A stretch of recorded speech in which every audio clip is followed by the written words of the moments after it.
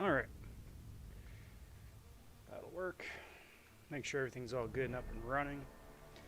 Game audio looks like it's going. Mic audio looks like it's going, which is always a plus. It's a glasses kind of night, guys. It's a glasses kind of night. Bring up the YouTube preview here. Make sure the YouTube preview is doing the YouTube preview thing, which looks like it should be.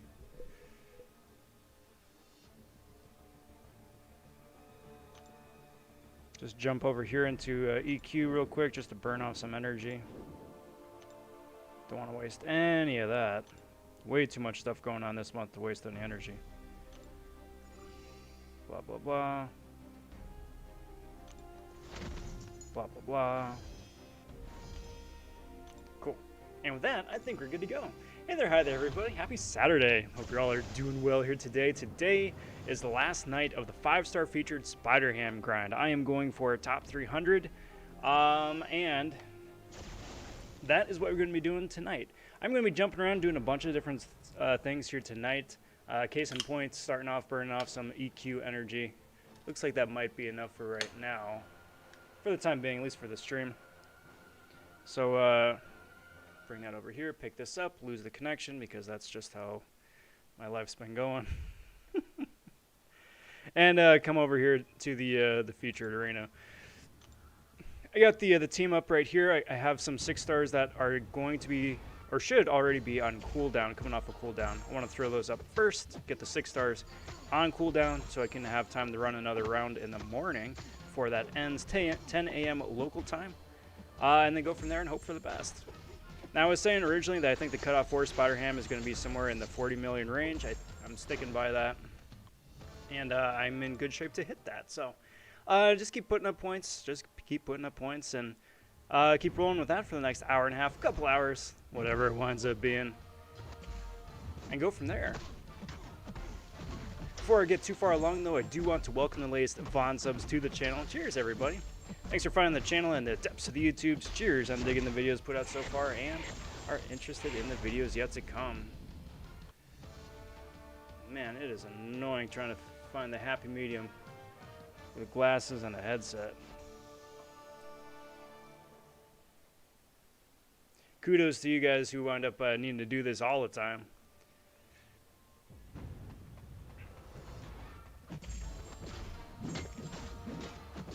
But we'll go from there. We'll go from there. Like I said, I'm feeling pretty confident about the arena. I've been doing a lot of homework. Curious to see what other people wind up thinking the score is going to wind up going. Highest I think I've seen is like mid 50 mil range, which I think is fair. I think it could potentially go high, mid 50 mil range. The reason I'm erring lower than higher, though, strictly is just because there's so freaking much stuff to do right now. I think a lot of people are, I don't want to say intimidated by, but are definitely have enough things going on between the 6-star Shard Arena, the Legends run for Act 7 that's recently dropped, Tier 4 Basic Arena started up today. It's going to be something I'm doing tomorrow. The grind here, and then just playing the game normally, you know. Plus, it's almost the holidays, so busy stuff.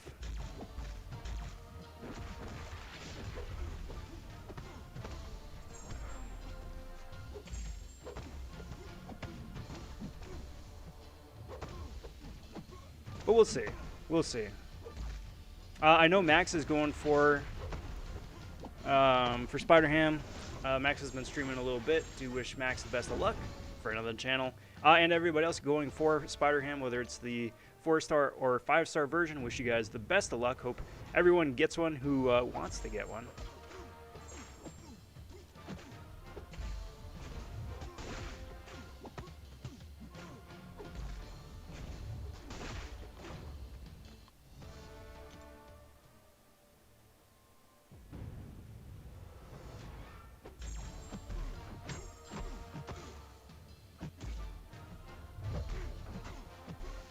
So starting off here, running through the 6-star rank 3s, getting to fight the first of many Dr. Dooms for the evening.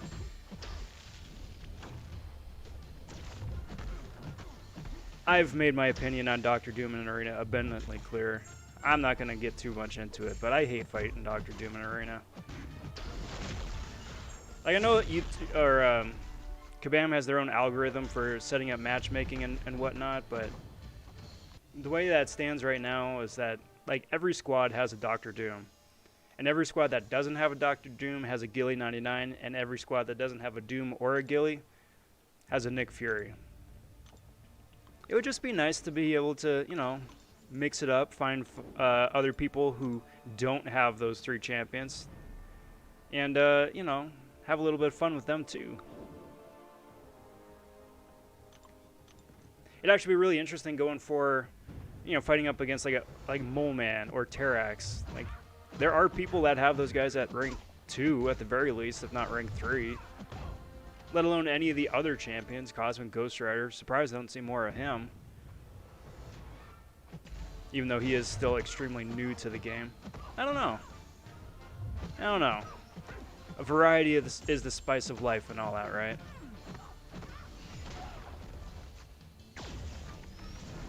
Alpha stopping in. How's it going, bud? Happy Saturday. Saying, hey, Rob, watching you grind while grinding. Well, there we go. Grind deception right there. Grind deception. How's your grind going, if you don't mind my asking?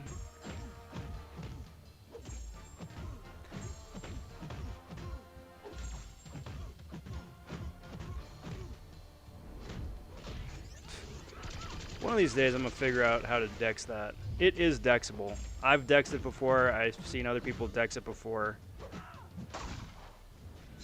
I just gotta get good at it. It'll happen. Someday, sometime. It's one of these days. But, from the top, question of the evening over here on my left. I maintain that power naps are better than 5 hours worth of sleep. Do you agree or disagree? Be touching on that a little bit later on in the stream, I'm sure.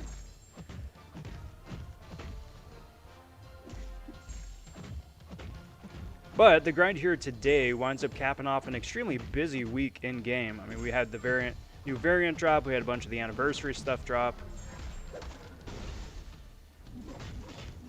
We had the results of the Summoner Choice Poll that came out. Really looking forward and hoping to do a video on what I hope to see for Hercules for his kit.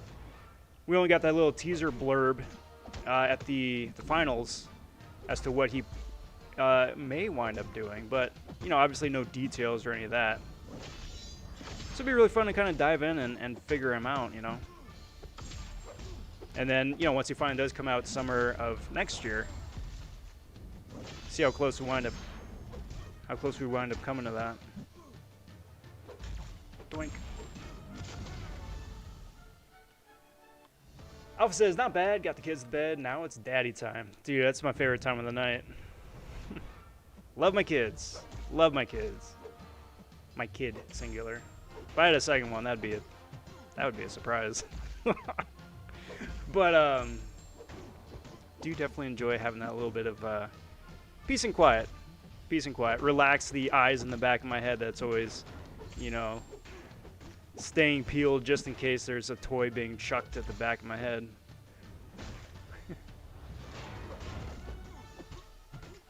But we're really fortunate. My kid is absolutely wonderful. He's curious, immensely friendly.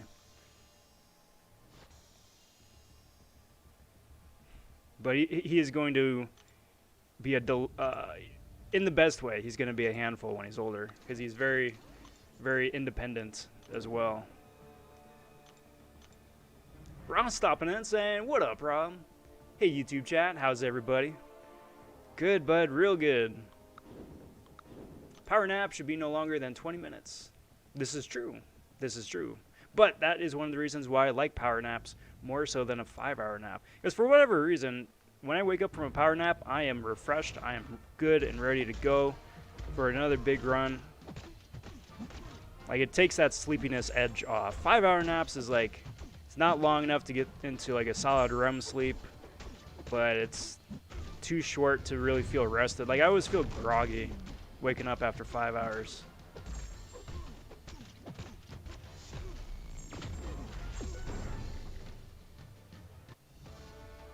But that's just me. That's just me. It could also be because my usual night's sleep is around 5-6 hours anyway. So if I can get by on a power nap, I would rather take a power nap. Doink. Yoink.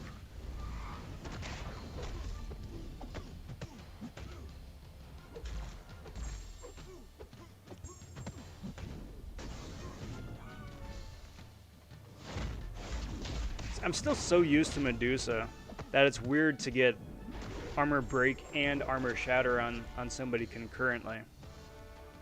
You know? It shouldn't be. I mean, I've had Arcus long enough, but still, it's like Medusa's been in game for like, what, 3 years now? 4 years now? Something like that. She's got a bit of a head start, I'd say.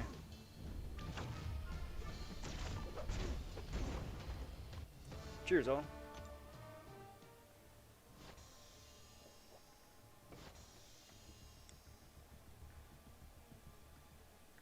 While I think of it.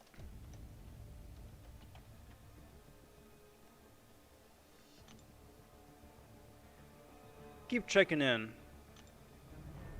Because for the Incursion Prime tournament that Swag 50 Ghost Dog and MC Lounge and others are putting together, we're pitted up against A-Rob and B. Daniels. And that is going to wind up being an extremely tight fight. Extremely tight match. They're very, very good. We wound up getting to zone 11, I think. But I'm just waiting to see for when they run, because I'm very interested to see if we wind up making it to next round or if that's going to be it for us for right now. But it doesn't look like they've run yet. Doesn't look like they run yet.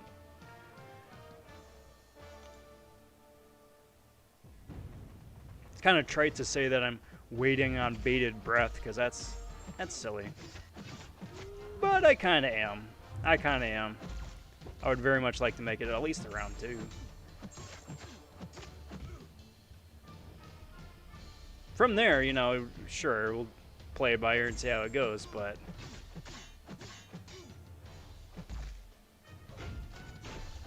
you know.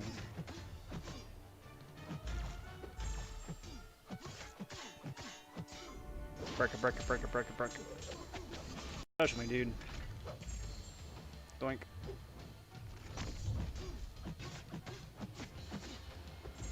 And get out of here, Beardo.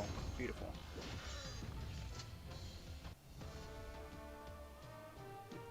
My brother's not had a longer sleep than 2 hours for weeks. Sleep an hour or 2 at most, then get up, feel fatigued, fall asleep again.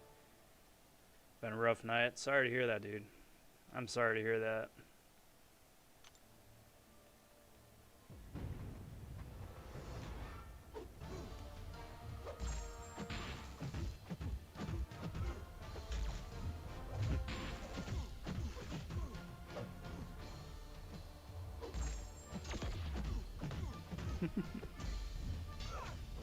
I see what you did there, Time Twin.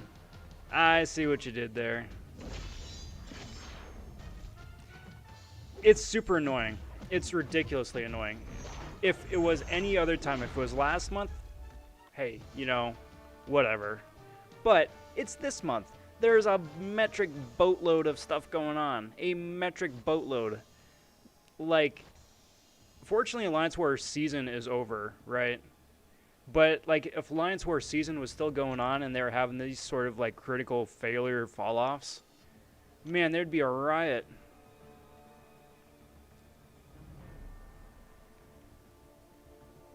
Like, we just barely squeaked by on Alliance Quest earlier because the game was down so much.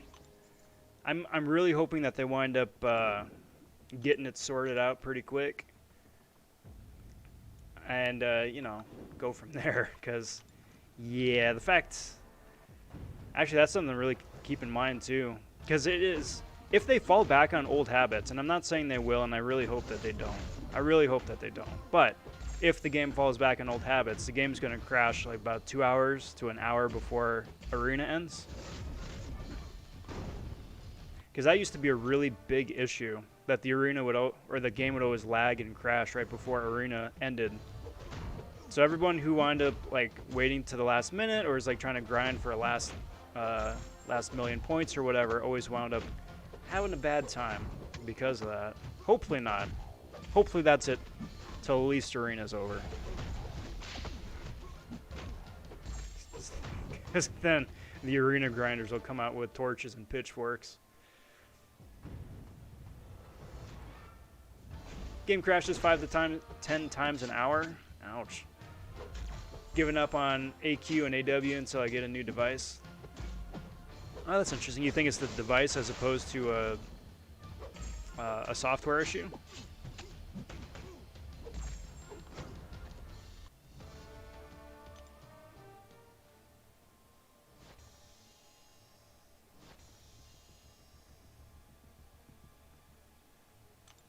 Alright, so let's throw up Heimdall, Emma, and Gamora just magically appearing someplace. What up, Falcon? Happy Saturday. Welcome to the stream. Hope you're doing well. Hope the weekend is finding you well here. Hard to believe it's already halfway done. Quick like by stop. Hey, I'll appreciate it all the same. Appreciate it all the same.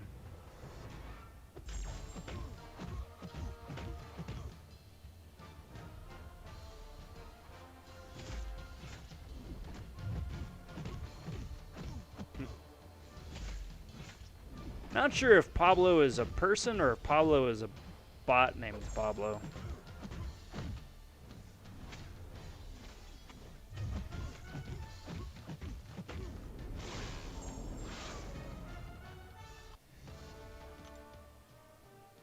Like, it sounds interesting. Like, the challenge sounds interesting. Not quite sure how that all factors in with Lefty. If Lefty pops in later, then I'll have to ask him. But, okay, cool. No, it's just, okay, cool, Pablo. Because I'm interested in the challenge. I enjoy challenges like that.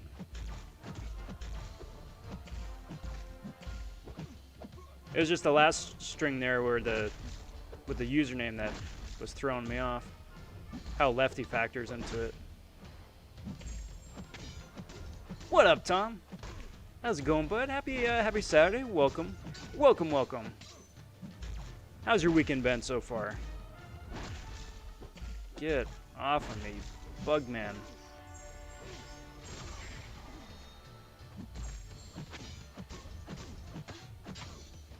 There we go. Beautiful. Hey, and Walking Dead stopping in. What's good? What is good, bud? I'm doing pretty well. It was a fun day. Got to hang out, rest up a little bit, spend it with the family, which is always a big plus. Didn't play as much game as I could have, but you know what? Honest to goodness, guys, I am 100% okay with that. I love this game. I love playing this game, but you know, always spend your time with people if you get the chance. Make some memories. Do some things. It's good times.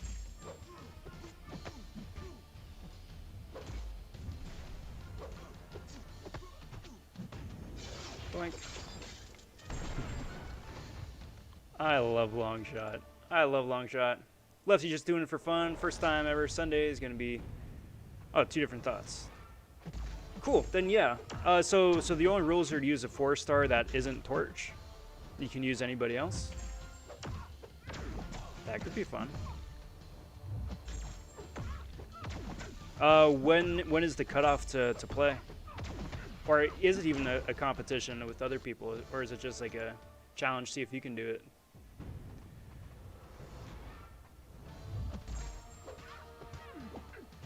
For the first time ever, Sunday is going to be a rainy day. Where are you at that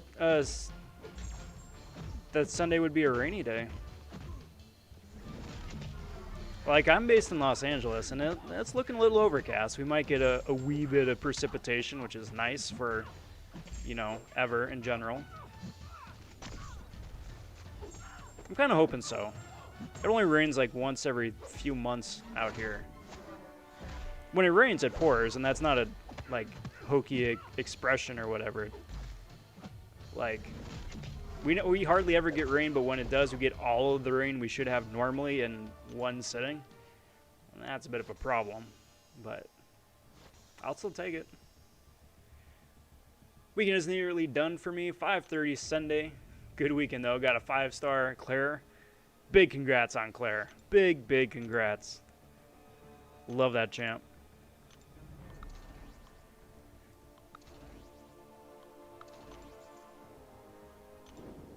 All right, Alpha. Take care, bud.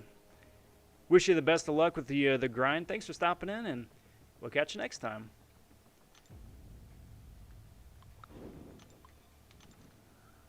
Hey, Chris stopping in saying hello. Welcome, Chris. You're welcome. Always a pleasure. What's going on? What is the latest and greatest? What's going on this weekend evening? Evening for me, at least. And would you guys rather take a power nap or a 5-hour night's sleep? Which is better in your opinion? Grinding arena like a mad thing. That's right, Tom. I forget. You're going for Spider Pig too, right? I don't care. His name is SpiderHam. I still go with the Simpsons joke. It's funnier to me.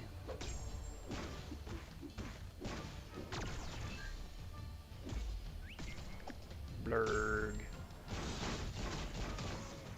Blurg. Dumbest part is there are no freaking 1 or 2-star arena boosts from the old solo crystals. Yep. Should have been 3 stars so people can clear out the 3-star boosts. Yeah. I tell you what, though. I'm going to be opening up a heck of a bunch of those right now. Not right now, but soon anyway. To sell. Because with the gold boost active, at least I'll get a bit of an added boost from that. Might wind up opening some of those, well, okay, actually the solo crystals and the old arena boost crystals as well.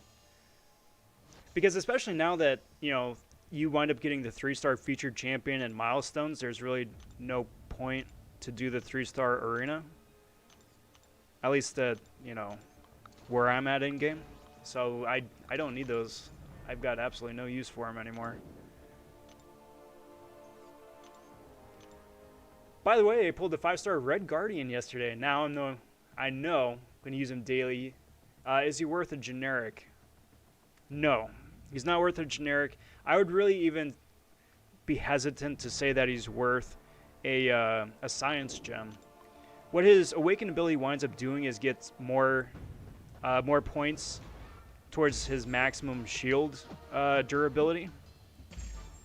So what that does is that it winds up giving you added damage for that big bursty special 2 that he can do, which is nice, which is really nice, but it's not necessary. So if you want to add a little bit extra razzle dazzle to him, yeah, give him a science gem, but definitely not a generic. That being said, though, he is still immensely fun to play. He is very useful. I use mine all the time, and yeah, definitely worth a rank up. Big congrats, big congrats.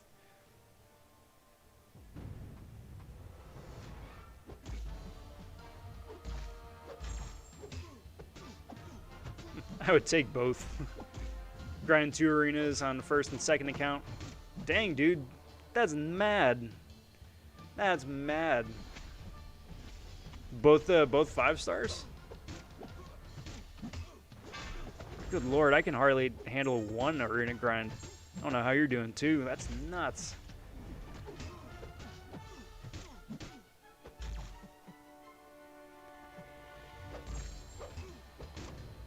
Falcon prefers a power nap. 5 hours will not be enough to fully charge me. I need 8. And I mean, I needs them. Any lesson results may vary. Yeah, seriously. Seriously. That's where I'm at, too. For whatever reason, my body responds very well to a power nap. Like, you get a power nap in, and You know, I'm fully charged. I'm ready to go for another 3, 4, 5 hours, right? 20 minutes, 30 minutes well spent. 5 hours though, it's just unpleasant. It can just be unpleasant.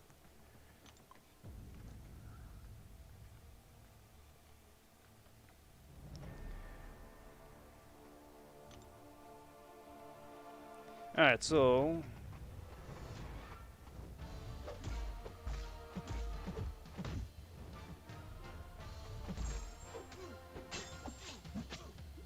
Hyperion has become one of my favorite champions to fight now with SpiderHam. Like he's still an annoying champ, but having all of those ridiculous amount of power stings that he gets, it's just so fun. It's just so much fun. I do hope that you guys out there wind up getting a higher tier version of SpiderHam at some point, higher than the 2-star that we all got for free. Just because easily one of the best champs of 2020.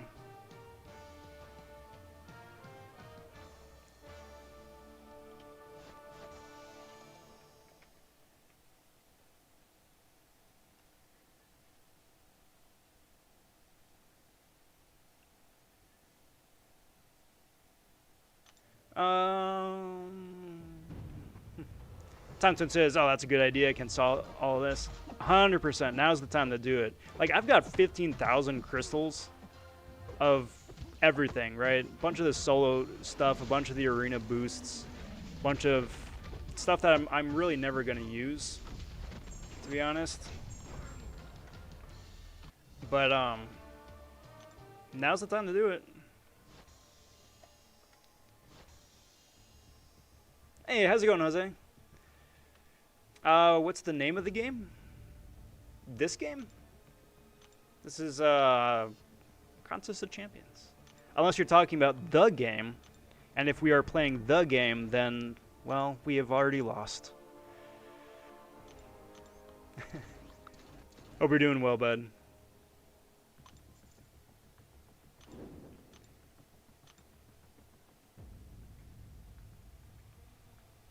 Is Mojo worth a generic? No. Mojo is only worth a mystic if you can throw like 120, 140 Sig Stones at him.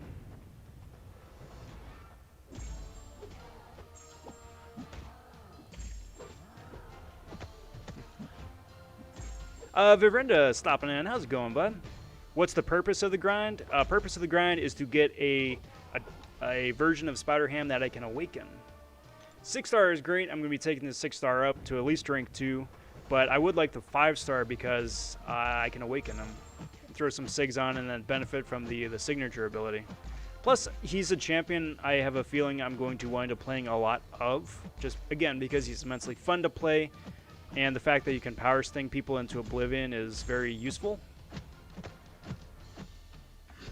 Especially for the power sting nodes, for anything that requires you to have a certain amount of debuffs on the opponent, a very, very useful champion. So that's mainly it. That's mainly it to get the awakened ability going. Chris says, I got bad news. Uh-oh. I don't like bad news, but what's the bad news?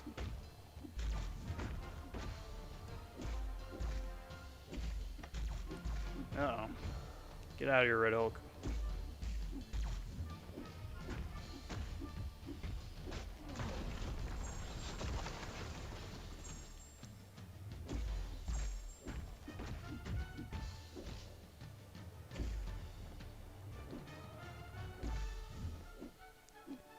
Come on, dude. Special me. Special me, please. Please. Please. Come on. Thank you.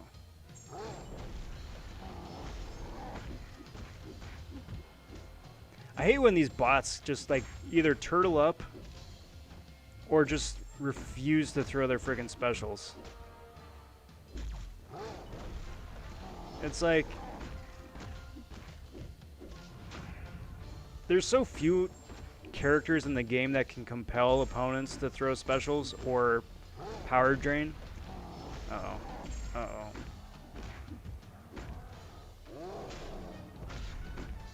Get out of here.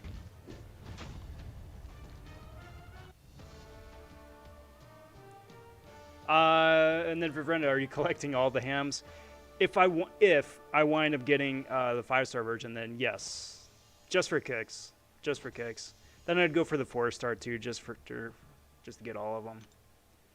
Oh, Jose, lo siento, pero mi español es muy malo, pero nombre del how do you say it? De este juego es Contest of Champions.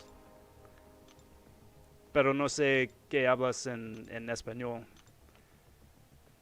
So, my Spanish is super rusty, guys. It's super rusty.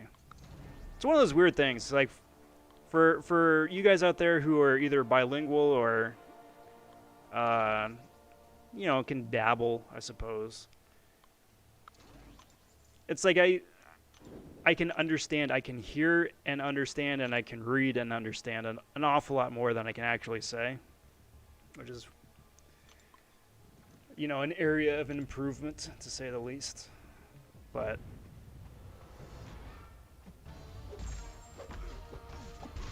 one of the areas of self-improvement for 2021, you know. How much do you think for a 4-star SpiderHam in Arena? 14, 15 million points, maybe? Tops? Not gonna lie, I haven't kept on the 4-star featured cutoffs for a while. 14, 15 will definitely get you to be safe. I think the going cutoff is usually, what, 11, 12 mil, something like that? So anything more than that will just, you know, give you a little bit extra padding. But always keep shooting higher. Always go higher than not. Crusades popped a generic in Red Guardian. Alright, there you go. He's a fun champion, no doubt.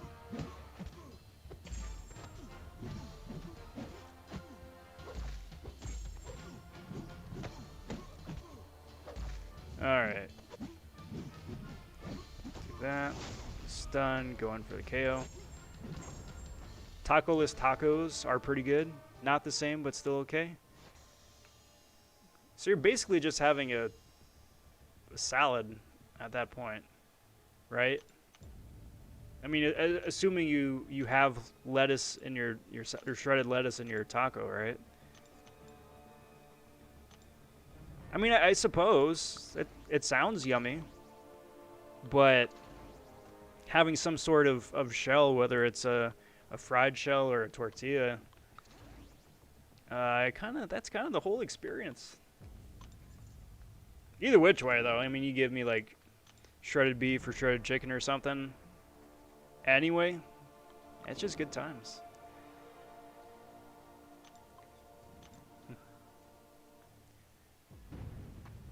Oh, yep, Falcon, just a little bit. Just a little bit.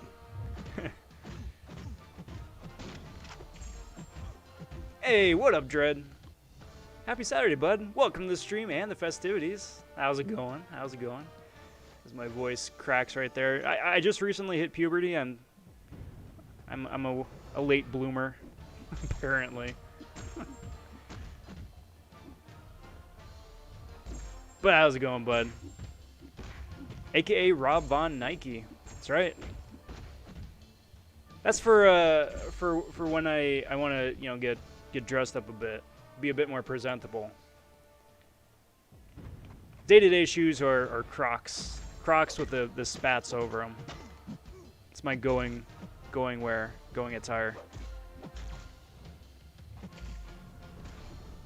Otherwise, if I'm going for a job interview or someplace where I want to make a really good impression, then bust out the Jordans.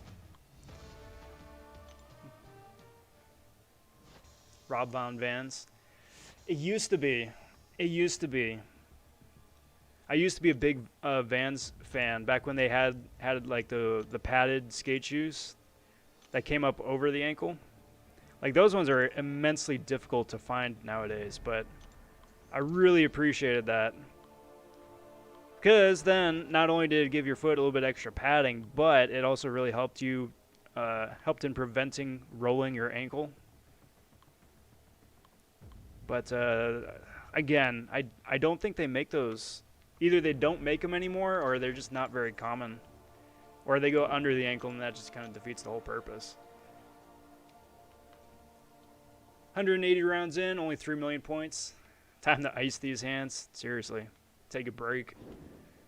Rob Von Reebok. Maybe. Never been a big fan of Reebok. Like, they're nice. But, you know. Still, it's a big step up from Rob Von Payless, which went out of business, went the way of the dinosaur. They kept finding too many notes calling for help in the shoes. They had to shut down. 1 day away from the Serial Sunday stream. Smash that like button. Thank you very much, Cataclysm. How's it going, bud? Good to see you. Always a pleasure. And yes, that brings us to a shameless plug of the evening. Number 1, maybe 2, I don't remember. But 1 for sure.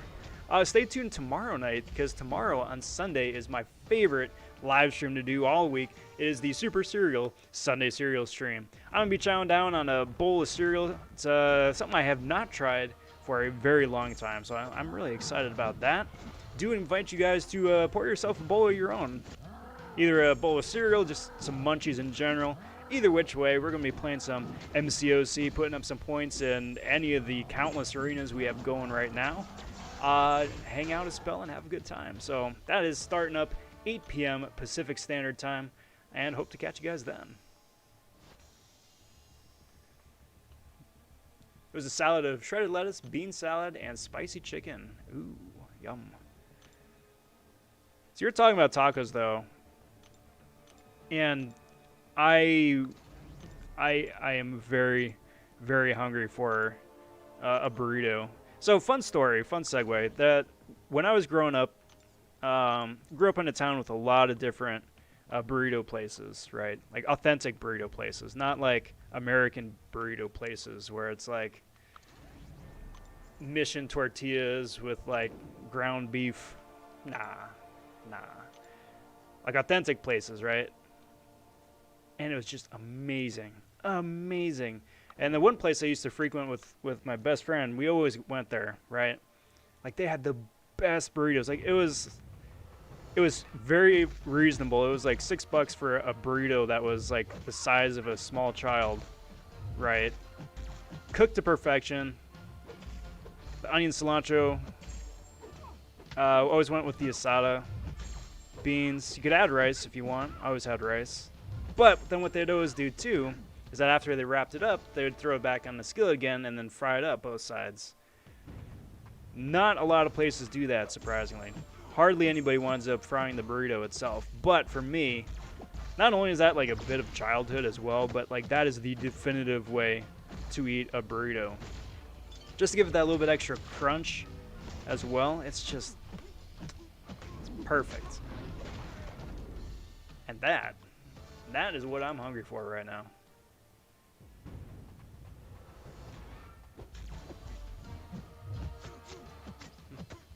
Reeboks have always been made by sketchy material.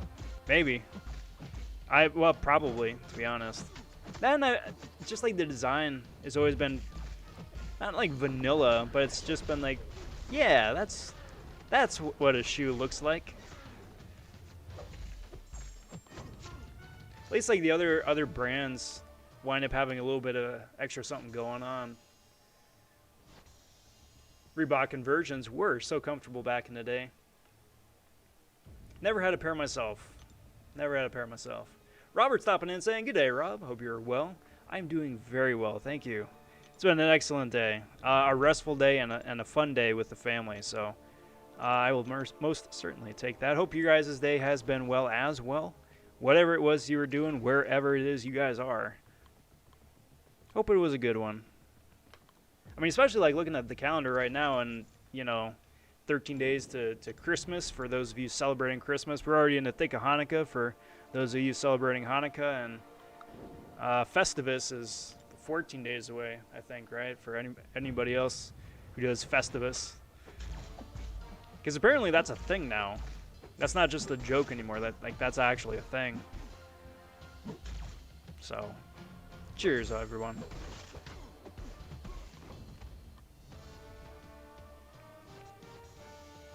Cheers.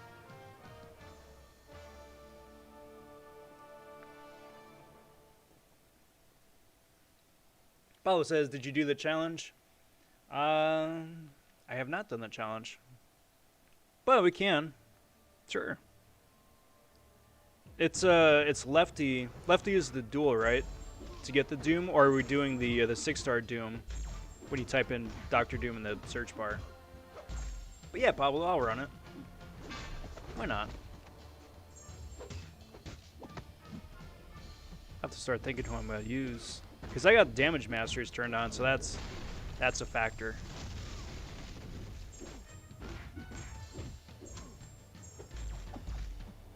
Come on, Gambit.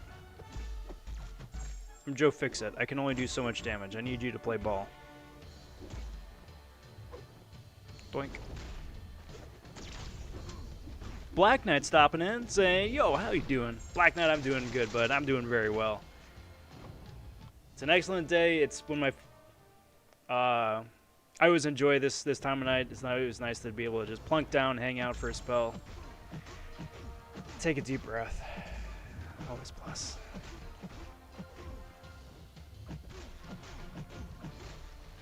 Someone's saying PP-'s here. But I missed the howdy. See if I can scroll up here. Hey, PP is here. How's it going, bud? You are here. I read your thing. Man, I'm an idiot. Shoot, I'll be lurking, cooking up a whole mess of meatballs. Yum. How do you make your meatball?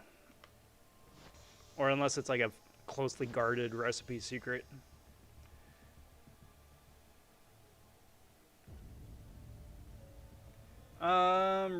Ross says, is there any way to see a more detailed information bar about summoner experience and how much needed until level up? Yeah, it should say right here, right? Like at the top.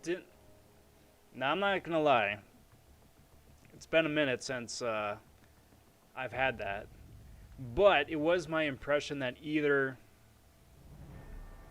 you could tap on the bar itself and it says, or it says somewhere on over here, or like in the fight now where it actually says a percentage of like how much health is left, that it would say that up at the top as well. But again, it's been a hot minute, so I could be mistaken.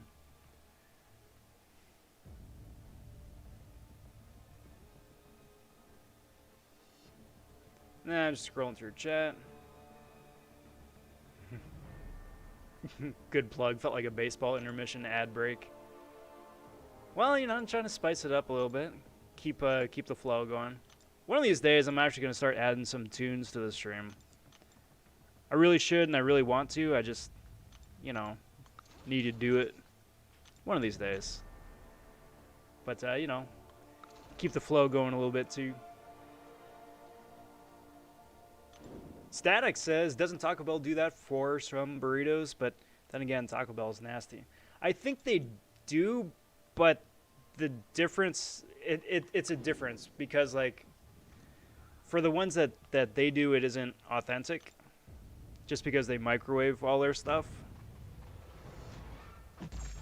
And at the same time, too, it's Taco Bell made. So... If Taco Bell is your jam, I'm not gonna throw Taco Bell under the bus, but just in case, you know, Taco Bell wants to sponsor the channel at some point, then I will gladly stuff a chalupa in my face.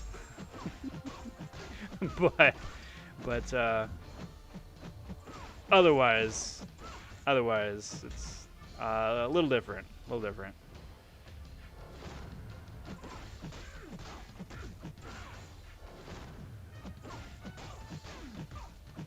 I'm interested to try Taco Bell when I'm in Auckland City, New Zealand.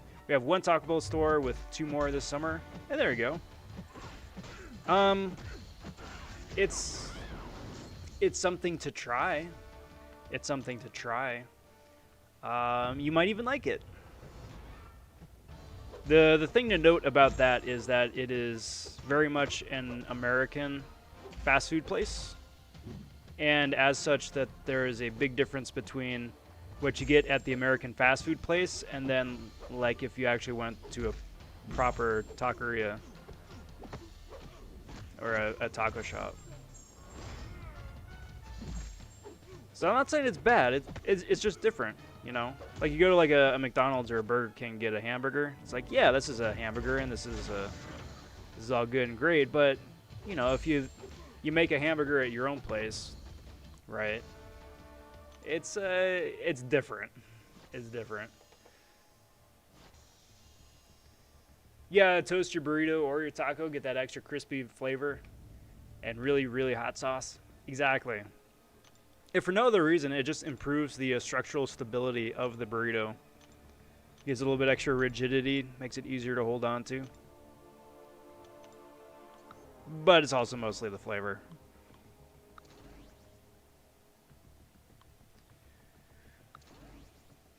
Christian stopping in saying, what's up, bro? What up, Christian? Good to see you. How's it going? Alright, so let's try out... I'm not sure. Is it Lefty Knox that has a Doom? He does have a Doom. 6-star Doom rank 3. Okay.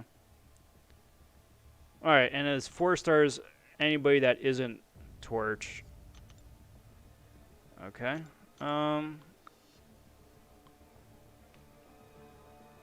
And so then Pablo, what else is the rule? Is it just survive it? How quickly you can get him down? How much health you have left? Or just or something else?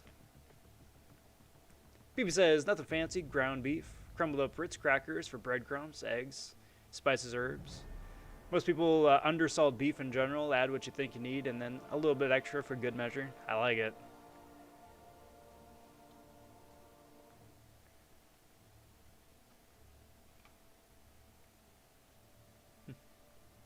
Robert says, better get off the couch for an hour. I'll catch one back from a walk if I'm still on. All right, Robert, take care, bud. I probably still will be, so I'll catch you then. Hands are about to be messy, so no more typing. I mean, you could get that big, like, thumbprint right there on the screen with taco sauce.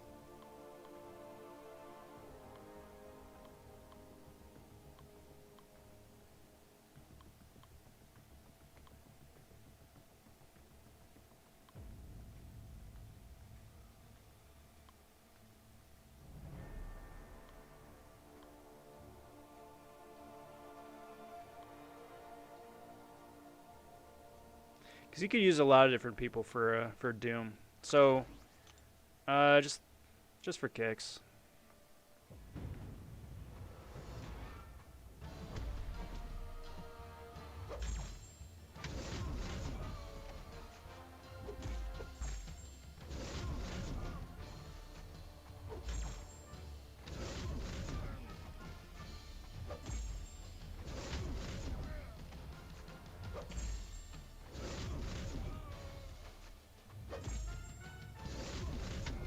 Yeah.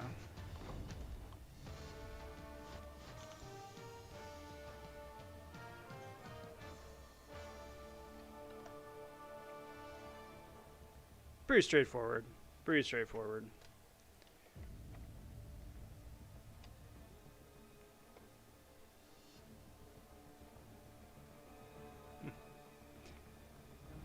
Jose saying, hope you win SpiderHam. Gracias, amigo. Mucho gusto. Y yo también. Yeah. With a little bit of luck. Little bit of luck.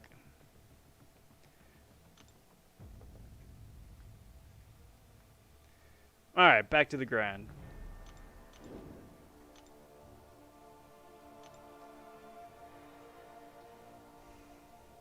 So it's not authentic Mexican, more Western Mexican. And I guess they have hot sauce to change the heat factor. So here's the thing. Here's the thing. I don't want to sully your experience of what Taco Bell is going to be, right? It's different.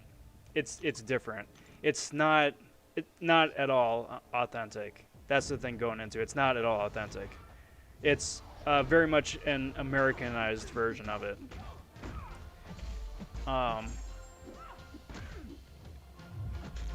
Not that it's bad. Not that it's bad, but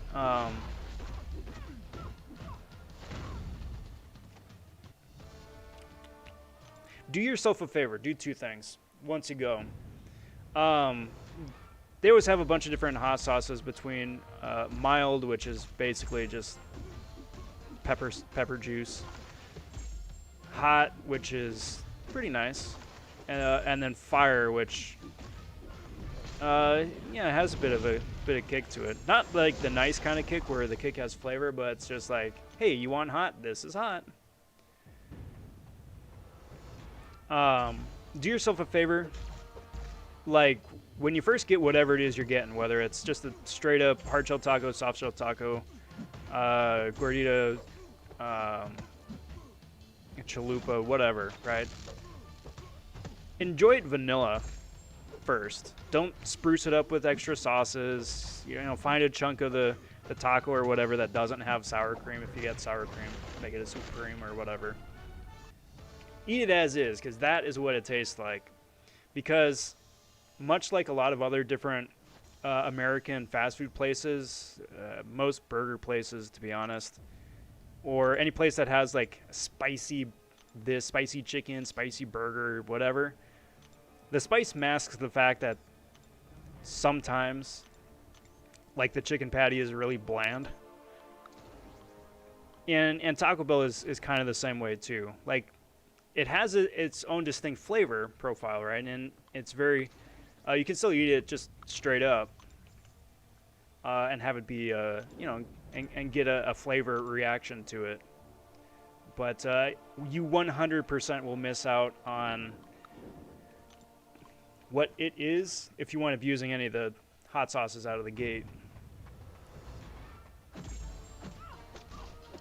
And again, just go in with tempered expectations.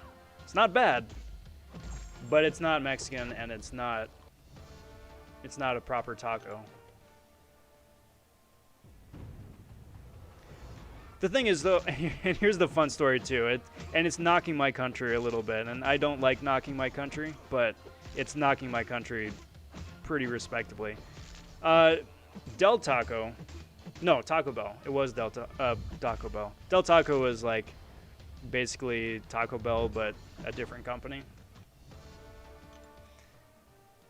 In any case, Taco Bell wound up winning Best Mexican Restaurant in America last year.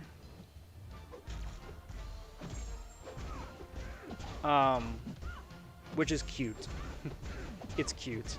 It's like saying like Chef Boyardee wins Best Italian dish, right? It's like, I guess.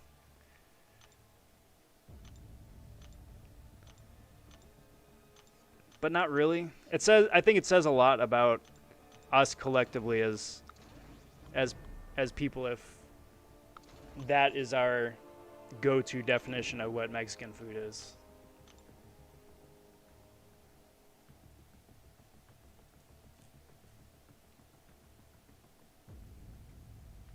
Yo, Pablo, hit me up with more details about the challenge, bud. The only thing you said earlier is that you can use a 4-star and that it can't be Human Torch. So, what are the other rules?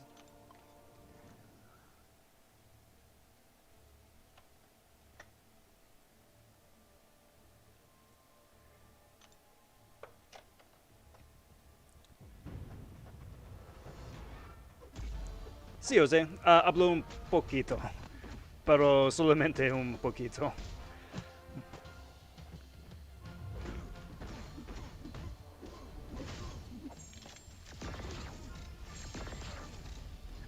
What's up, Panther? How's it going? Happy Saturday. Welcome to the stream and the festivities. Asking what's with the glasses. These are my eyes are on the verge of getting into headache territory, but I'm trying to cut it off at the pass. So first step, putting on the glasses. If my eyes are still hurting, turn up the lights a little bit. If my eyes are still hurting, then you know, go from there. But it is the night before the end of the grind, and there is a lot of stuff here. A lot of stuff here left to do. So I'm trying to keep my eyes as rested and healthy as possible, just like I'm trying to keep my hands as limber and rested as possible, because there's a lot of screen tapping going on just in this game here alone. Jacob's hopping in saying, "What's up? What's good, Jacob? How's it going, bud? How is this fine Saturday evening finding you? How much is a taco in the U.S. on average? At Taco Bell, it's about $1.50, $1.99, I think, per taco. At Taco Bell.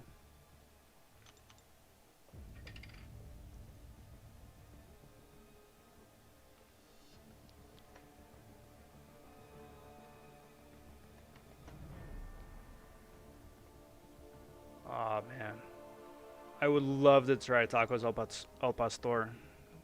I would love to try them. Once this whole COVID thing is over, I really want to go and travel again.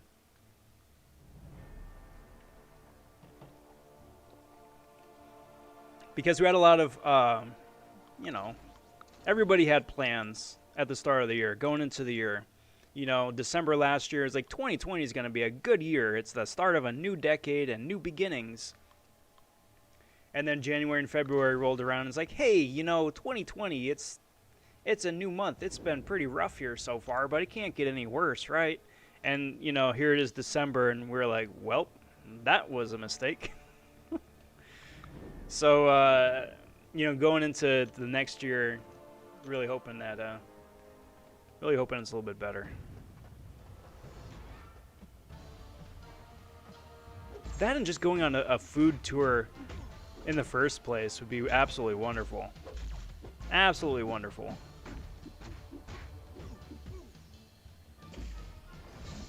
Because I'm a foodie. I am very much a foodie. Like, I enjoy traveling places, seeing sights, but one of the more memorable ways that I remember a place is what I eat, right? And you know, most places, right? Los Angeles here especially, right? If any of you guys come out to Los Angeles to visit, odds are you're gonna wind up hitting up some of the touristy places, right? You go to Venice Beach, you go to Disneyland, go see a Dodgers game or a Lakers game, go to Hollywood. You know, there's a set tourist path that you go on, right? And sprinkled along the way, because it's a big tourist draw, you got all the different, like, this is California food, stop in at authentic Eat at Joe's, right? The best California Joe's food you can imagine. But it's all, you know, a very carefully crafted tourist experience, right? The city and the state want you to have a good time when you're coming out here. Same's true of Vegas. You know, you go up and down the strip, very carefully crafted tourist experience. The fun of it, though, is once you go like 2-3 blocks off of the beaten path, then you start like finding the actual city, right? And the farther you go off the beaten path, and you know, the more and more of the actual city, how it really is. You know, and you can actually experience the city for what it is. And that's what I like to do, right? You always have better times, or at least I always find I have a better time going to, you know, the small hole in the wall place, like the blink and you miss it kind of thing. So.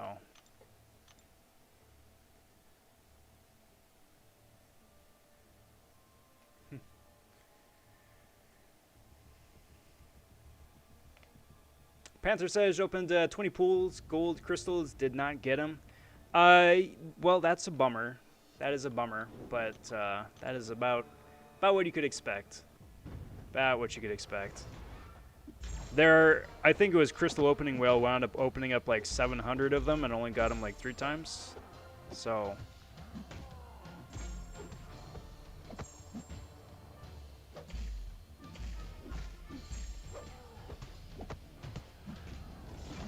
They're selling those right now, right? I think those are in the store again. Cheers, all.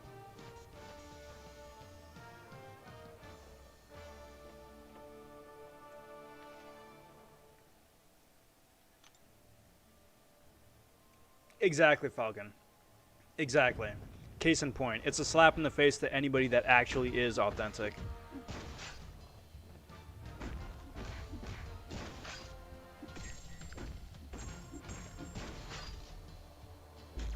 But that's the thing, though, too. It's, I don't know. I'm actually going to stop. I'm going to stop. Because the more I keep talking about it, the saltier and... keeping it positive. Keeping it positive. Rules are, must be blindfolded. Can't use hands. Must eat 15 alarm chilies before attempting. Have fun. You know, that sounds like a wonderful time. That sounds like a wonderful time.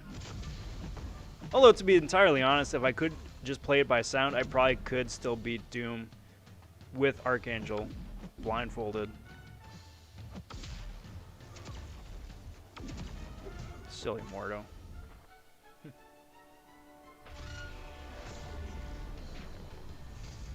Hey, what up, Matt Murdoch? How's it going, bud? Happy Saturday. Hope we're doing well here this fine evening. I can't tell you the last time I threw a special 3 with Sinister. He's going in for the smooch. Nope, psych. Take a Kamehameha Blast instead.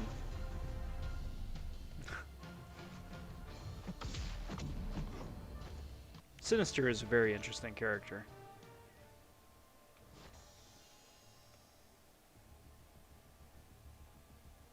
Hey, Panther, you speak Spanish too? Very nice. Very nice.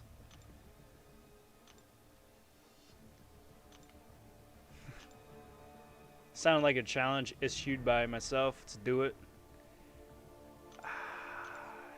You know, I should just not say words.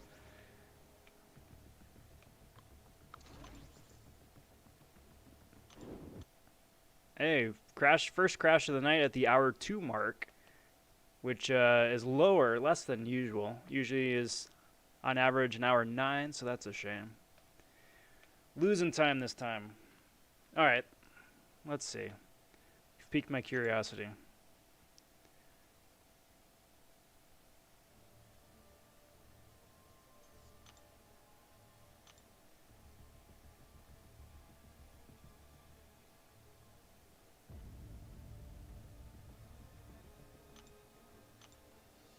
All right, let's see if I'm going to get absolutely wrecked, and you guys are going to see it firsthand, but all right, let's try it out.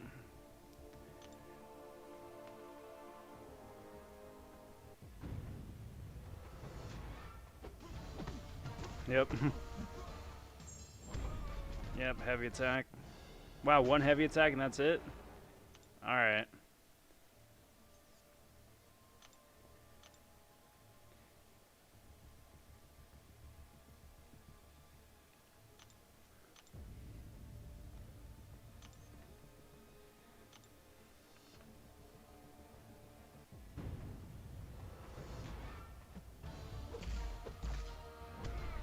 Yeah.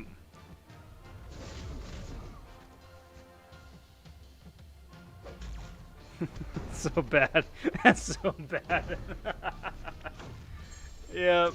Get wrecked. Alright. Maybe that's not a good idea. If you can get the timing down for that first parry, you'll be a lot better set. Uh-oh.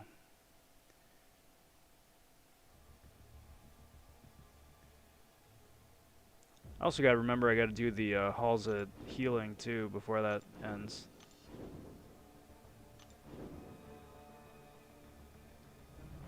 How many times did the game crash for you in total?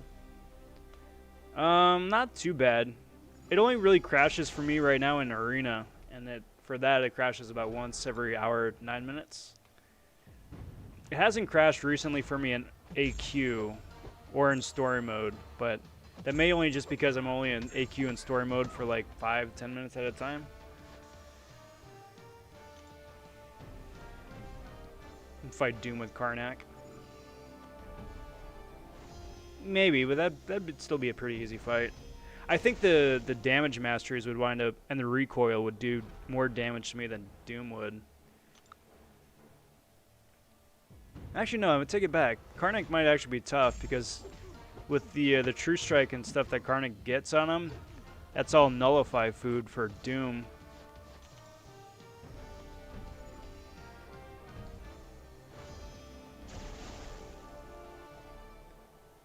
Let me burn a little bit of energy here. What time is it? Alright, gotta finish this up fast.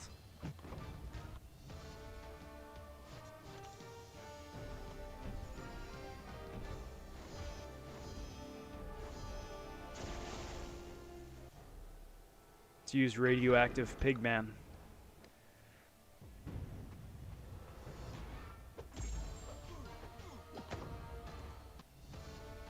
It's got a quick closing animation though. I appreciate that. Get in, win the fight, snap back out to the world map, and then you're well on your way to the next match already. Beautiful.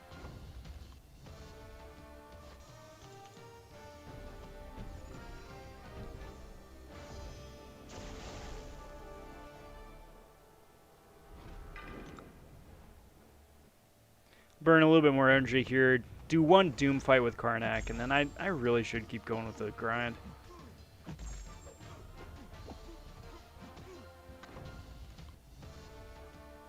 He's just such a fun cheese character. He's just so much fun.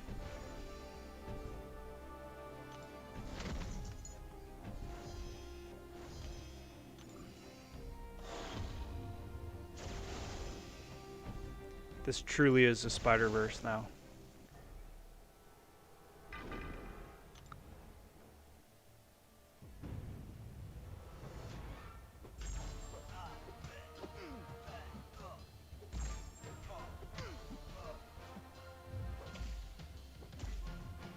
Easy peasy. Alright, good enough. Good enough. Back out. Too long didn't read. One Karnak fight. One Karnak fight.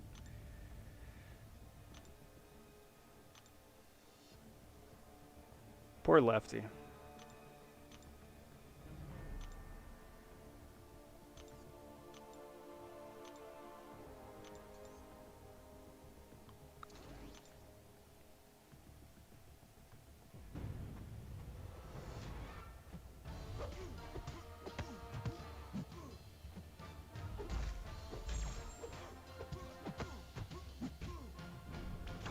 Well, maybe be a quick fight.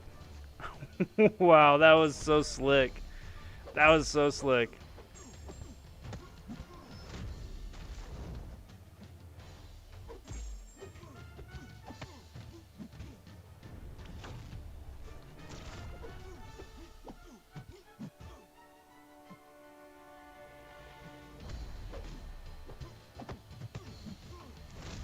Stupid crit resist.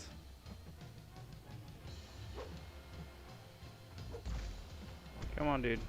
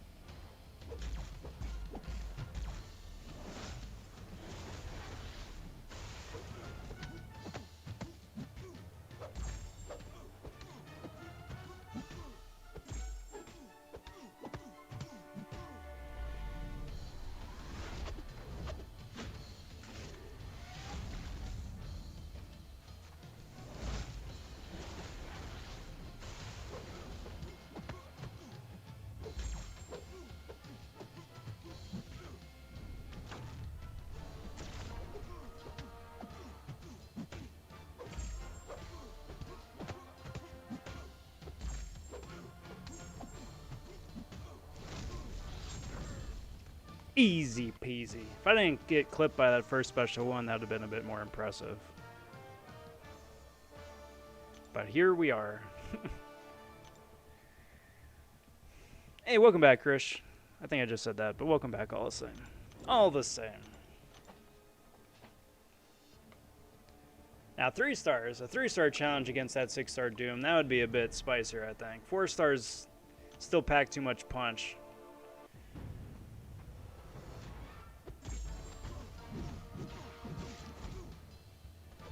But I challenge you guys to use a 3-star up against Lefty's 6-star rank 3 Doom. Let's see how you do. Can't use Torch, though. Torch would make it too easy. We don't want to make it too easy. Where's the challenge in that? We like challenges here. Keeps it interesting. Still would have been curious what the actual challenge for that would have been.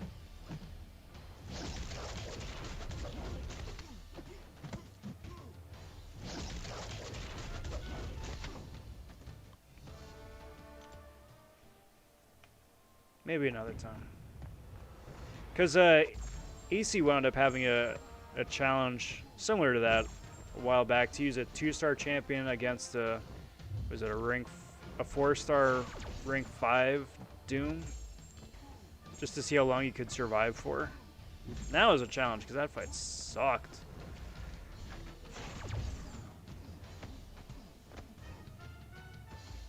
You kind of have to only use it against a bot too, because if you put any debuffs on like somebody's dual target Doom and they had willpower turned on, it's basically game over. Healing more damage than you can deal.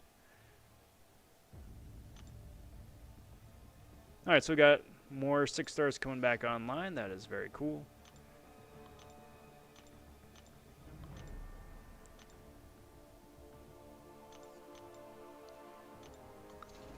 Really got to make sure that I'm staying on top of these guys, because now there is 12.5 hours left. I gotta get these guys on cooldown.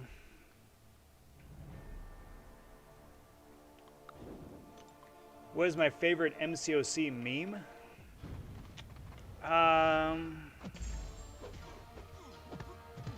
Meme champion, I'm assuming, right?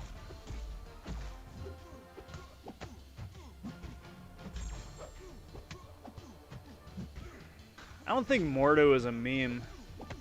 Some people see him that way, but I don't. I love Mordo. So if you classify Mordo as a meme, then Mordo. Otherwise, probably Joe Fixit, I guess. Just because he has like a sentimental spot in my heart, just because I used to run Fixit and like map 3 AQ way back in the day. But other than that, I mean, it's really tough because the memes are memes for a reason. There isn't really anything spicy or interesting or unique about what they do. If you count Red Skull as a meme, probably definitely Red Skull, just because he's so close to being good, but isn't, but he really should be. Probably one of those 3. What about you? Who's your favorite? G-Sing says, "Do you see my new poll from the bad and good polls?" I did not. I did not. I'll go check that out here in a second, though. You had a pretty solid day the other day, though, huh?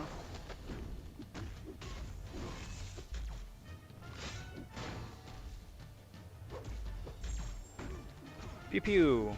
Pew pew. Pew pew.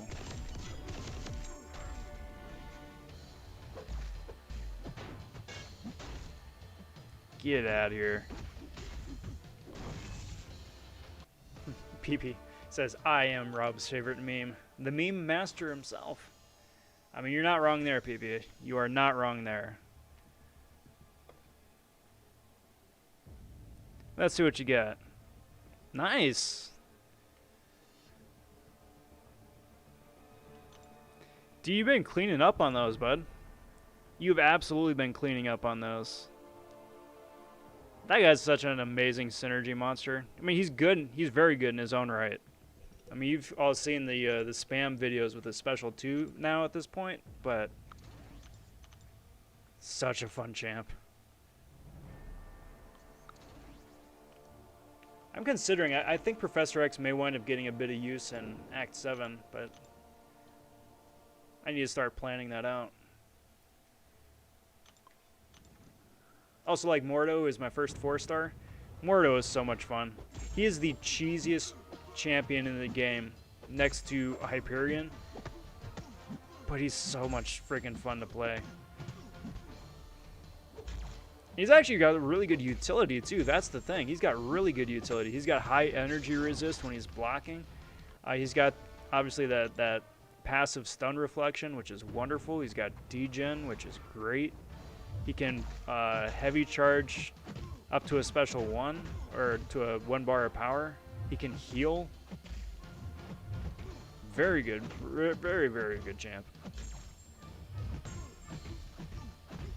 I think it's just because he's been in game so long that people have kind of like moved on or forgotten about him. Favorite meme champ is Red Skull or OG Hulk. Hey, that's fair too. Love me some Red Skull. I was really hoping that I-bomb synergy would have been the last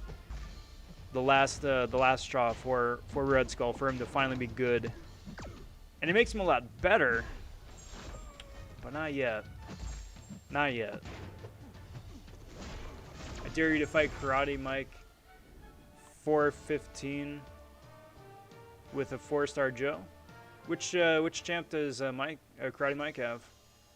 I forget who his top is. Or his main. Should have fought that Doom with Iron Fist. That would have been a challenge.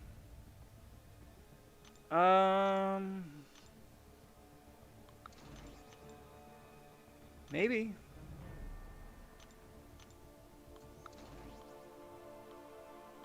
Tell you what, I'll come back to that here in maybe like another 15 minutes or so once I get some of these 6 stars on cooldown, because I really do need to get these 6 stars going. But after the 6 stars are on cooldown, yeah, I'll give it another whirl. Just test the Colossus synergy with Professor X. Does some crazy damage, even at rank 4.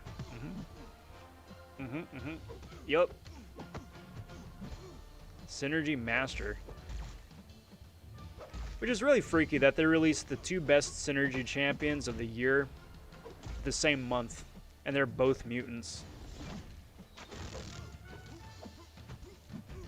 Like, you know they're good when people start saying is like, yeah, but make this new champ like the Apocalypse of the skill class or the science class, or the Professor X but of the science class or the tech class or whatever. You know, becoming genre defining.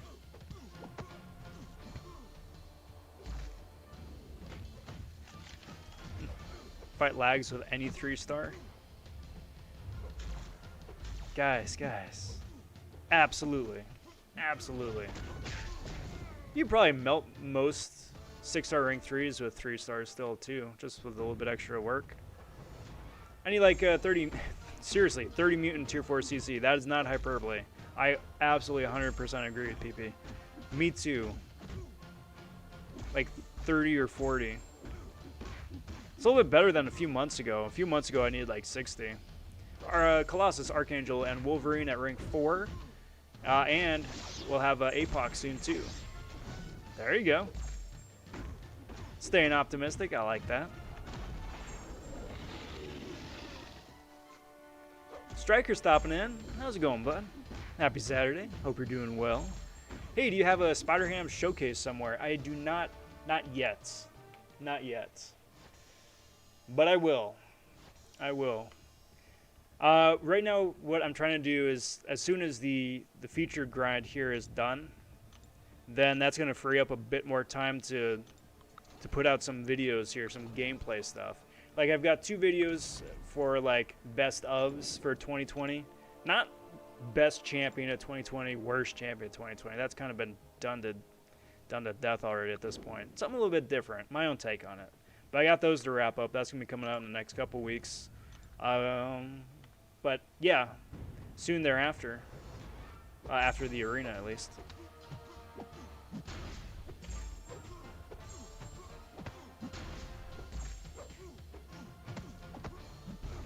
I think that's one of my biggest things about what I want to do different with a channel next year. Like this year has been phenomenal. Like an amazing first year. Amazing first year. A lot of learning, but it's been an amazing first year. Got to thank you guys for that. Obviously, first and foremost, could not have done any of this without your guys' support. And I want to keep growing the channel too. So, but what I really need to keep focusing more on is actual gameplay. Like I have a bunch of crystal openings on the channel, and those are always fun, and I always get good response with that, right? But I need to have a better balance of actual gameplay stuff too. So, it's gonna be busy. It's gonna be a good one. But releasing that old, new, Doctor Strange as a Mystic Synergy champ to go with the multiverse movie. I wouldn't mind that, or even just like a MCU version of Doctor Strange, because I mean, there's already a lot of Doctor Stranges in the game. I mean, you got Doc Strange, you've got Symbiote Supreme, who's Doc Strange with Symbiote, right? You got Sorcerer Supreme, right? Who's a different character with the same moniker, different character though. And Dr. Voodoo, who's also Sorcerer Supreme. I'm sure Mordo at some point in the comics was as well, but I mean, that all being said, it's just MCU version, please. I mean, Benedict Cumberbatch has been in enough freaking movies at this point, right? But yeah, I agree. I agree. How cool would it be, though, if they start getting some of the old Sony property characters in-game? Like I don't know, like a Spider-Man 1 version of Green Goblin. Or like a Spider-Man 2 version of Doc Ock. I wouldn't put it past them to do like a Spider-Man 3 version of New Goblin. Did he ever have a name, or is his name just New Goblin? Like the writers were just like, yeah, we're just gonna like give this guy a placeholder name of New Goblin. We'll come up with something cooler later on, and then they just never did. It's kind of what it feels like.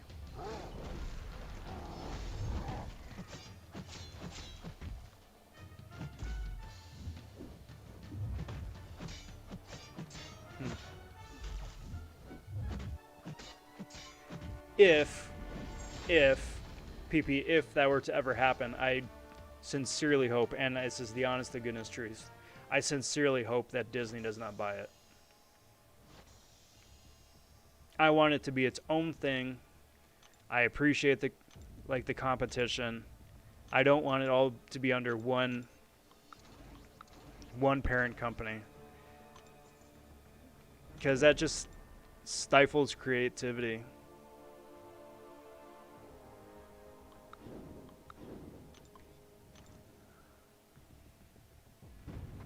Boink.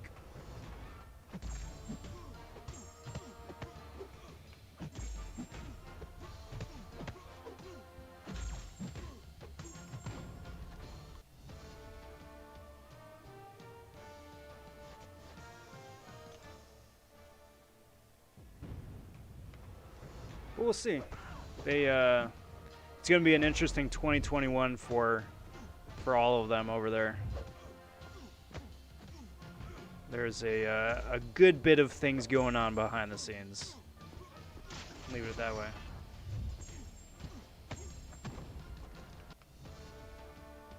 Cheers.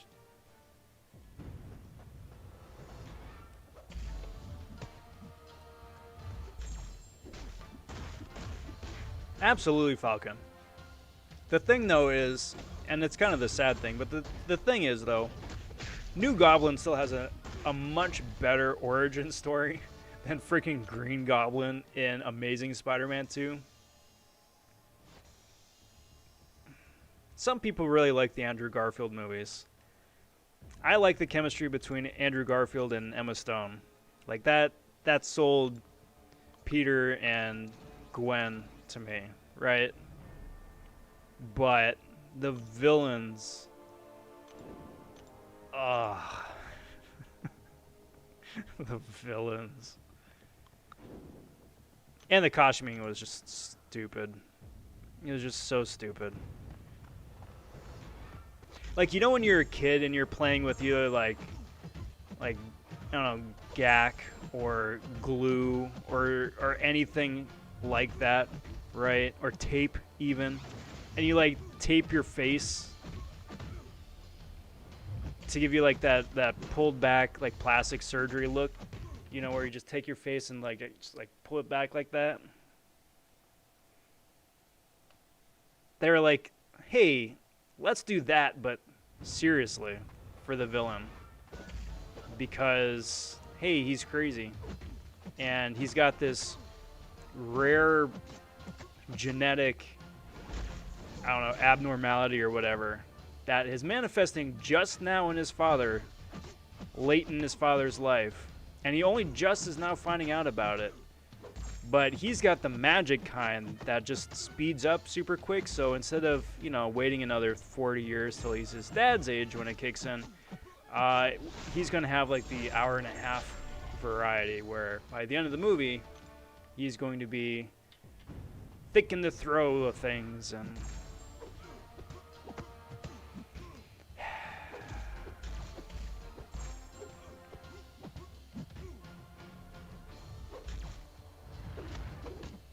Noah stopping in saying, hello, Rob. What's good, Noah? Happy Monday, bud. Good to see you.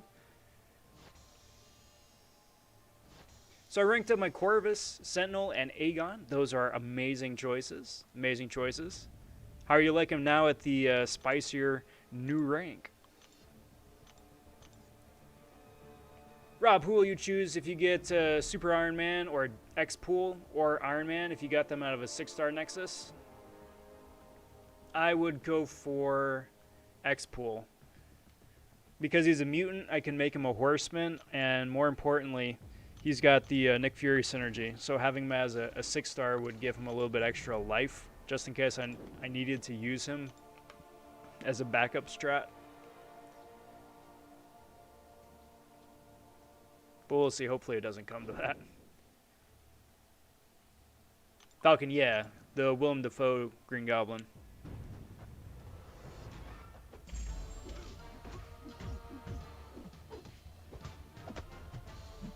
And that, like, super bright green armor, skin tight costume with a Halloween mask.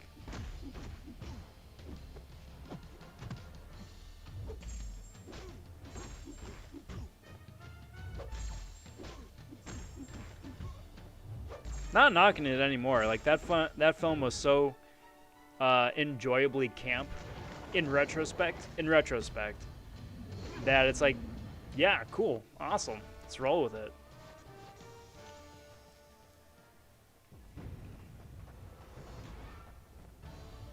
Andrew in the suit was my favorite Spidey. Toby was a better Peter. Tom is right in the middle. I will say that Toby, yes, hands down best Peter Parker so far.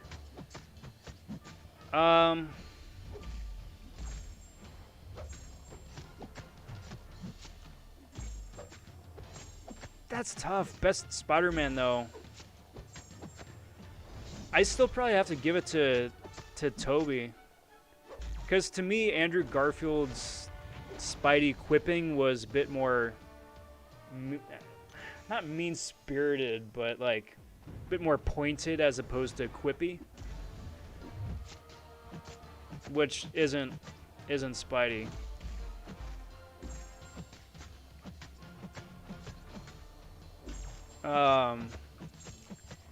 They're really trying with Tom Holland to get the quippy bit down. And the lines are there. I think the delivery needs a little bit more a little bit more punch. But then again, just because like anytime Tom Holland's Spider-Man is in the suit, he's always being like surrounded by CG explosions and everything going on, so the dialogue kind of gets lost in the chaos. Favorite Spider-Man in media, though, for me is probably the Spider-Man from the Spider-Man game from a couple years back.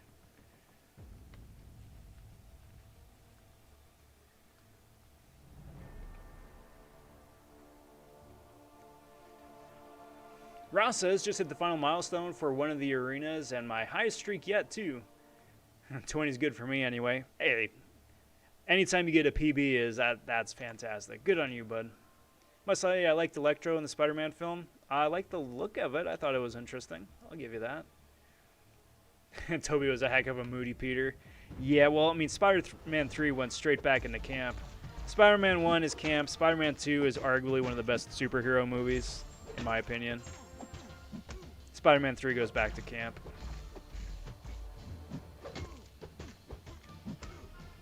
That and it shows you exactly why, like what bloat in a film looks like. Let's take two films, combine them into one, and then edit them into a single 2-hour, 2.5 hour movie. Noah says, got a question. Well, I might have a response. Now I remember it. It was the son who took up the mantle. Honestly, the best Psycho portrayal was Christian Bale in American Psycho. Yeah, it was a fun movie.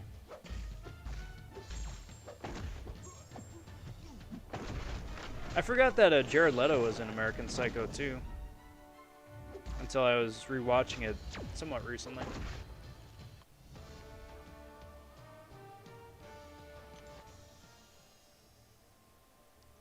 Bale as Gore the God Butcher is going to be awesome. I think it can be. I think it can be. Depends if he's costumed or if it's going to be CG. Oh, hey, don't do that. Don't do that.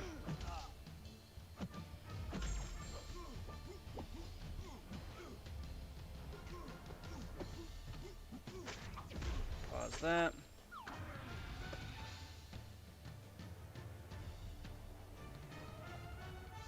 And yoink. And he finds a tier 4 somehow. Wait a minute. The Dickens?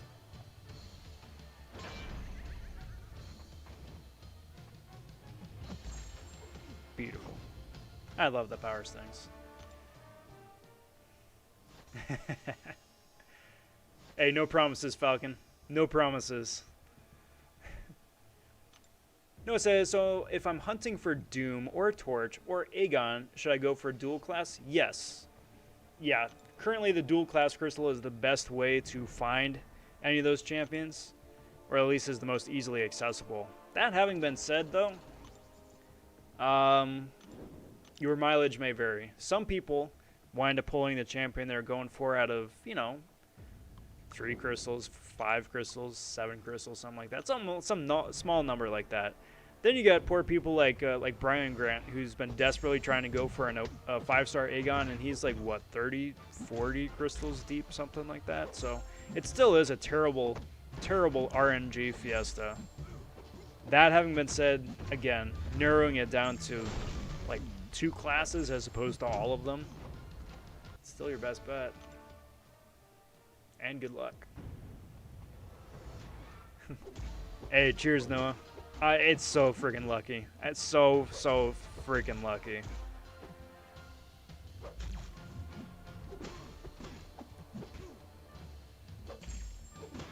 Feel like watching the Spidey movies again? Yeah.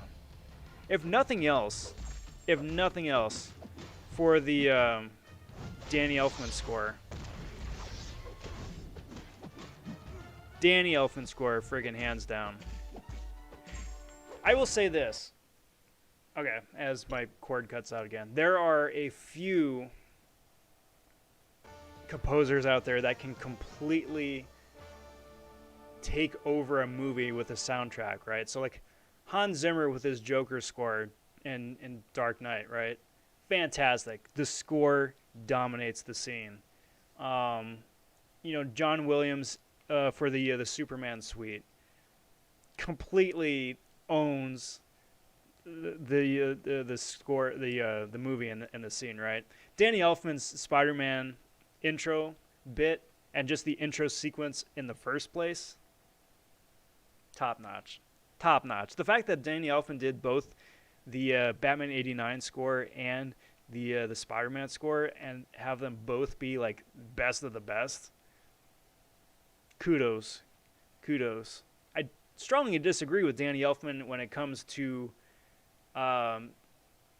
themes and his bit that like once a character has a theme, then like different versions of the character can't have different themes. I disagree with that, but still, credit where credit's due. Walking Dead, thank you very much, bud.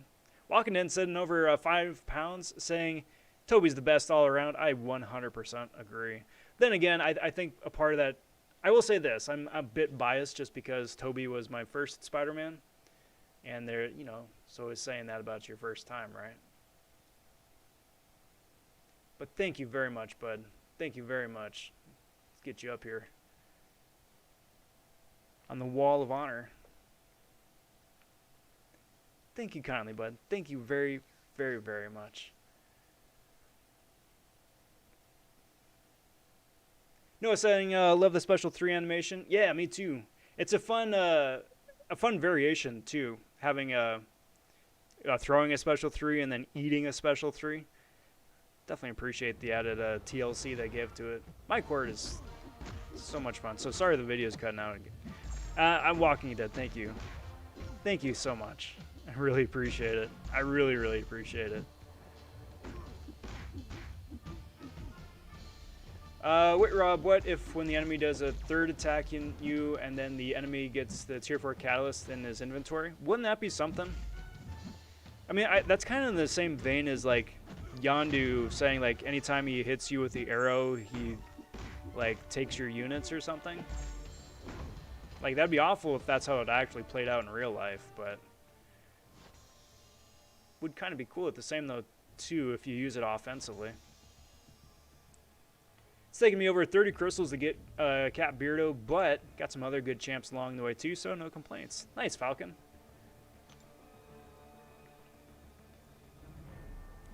You get there eventually. The RNG figures itself out eventually. There is always that. Rob, so I watched the video when BG got that 5-star Punisher and getting mad he could pull him. And not Aegon. And not 5 minutes later, I pulled a 5-star Aegon. Aw, dude, don't tell BG that. Don't tell BG that. Like, I know BG has Aegon as, like, his white whale, right? Like, that's his Moby Dick. But, and it'll be nice to have when he finally does get him. But he doesn't need him. It makes life a lot easier in Abyss, but he doesn't need him. That's the thing. So, but you know, it's his game and he plays it the way he wants to. And obviously, BG is one of the most talented players in the game. So, I'm sure he already knows that.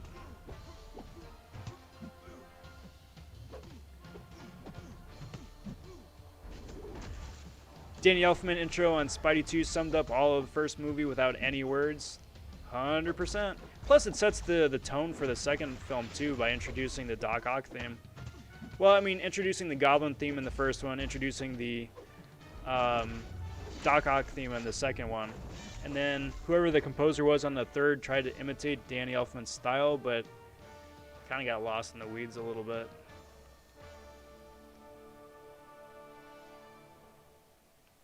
If Tom stays in the role and matures as an actor, then he'll do some great things. I think so. I think he's talented enough as an actor, and he's already grown a lot since he debuted as the character. It's really, they just need to give him more reins to steer the ship, right? Because like Homecoming, right? He was overshadowed by Iron Man, by Robert Downey Jr., right? Who just is like charisma personified. In the ensemble movies, it's like, hey, you know, Spider-Man's here, but he isn't carrying the scenes that he's in. And even in Far From Home, right? I would say that Jake Gyllenhaal really kind of stole the show, just because he has much more experience in screen presence. So I definitely think Tom can do it. They just need to trust him more, frankly.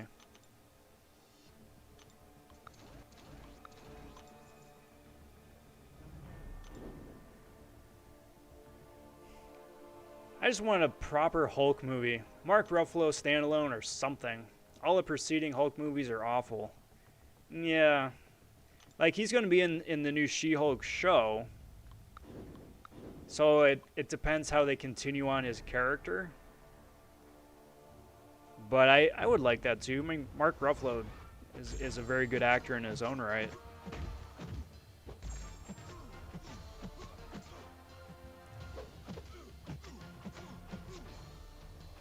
I can say to this day, it's still my favorite trilogy of all time.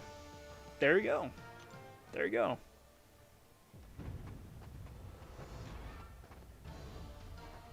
Me, it'd probably be the Nolan Batman movies, but Sam Raimi Spider-Man is really good too. They both kind of suffer from the same problem, right? Where the first one starts and builds up the world and builds up the character a little bit. The second one is easily the best of the series, and then the third one falls into the camp territory. And it's just overly bloated by too many villains, too many things going on. I err on the side of the Nolan trilogy just because I personally prefer the setup of the first movie over the setup of the first Spider-Man movie. And I preferred Liam Neeson's tighter, reserved villain approach more so than Willem Dafoe's much more outlandish take. But that's just my personal 2 cents opinion. I would be very hard pressed to say which I'd like more, though, Spider-Man 2 or Dark Knight. Be very hard pressed.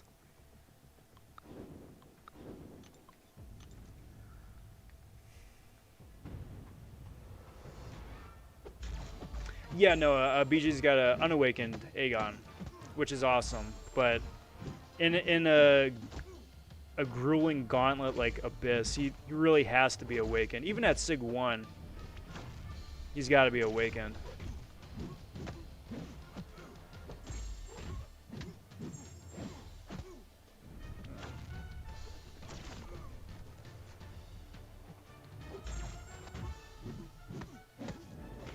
Psyching myself up for Act 6-2, and BG did it itemless, for crying out loud. Summoner won't be replicating that feat. Yeah, how many times did it take BG to get there, though? Because I know 6-4 took a long freaking time for him. Got there finally, but it took a long time. Why do people think that Sentry isn't good? Just keep his combo meter up and spam specials and you're set.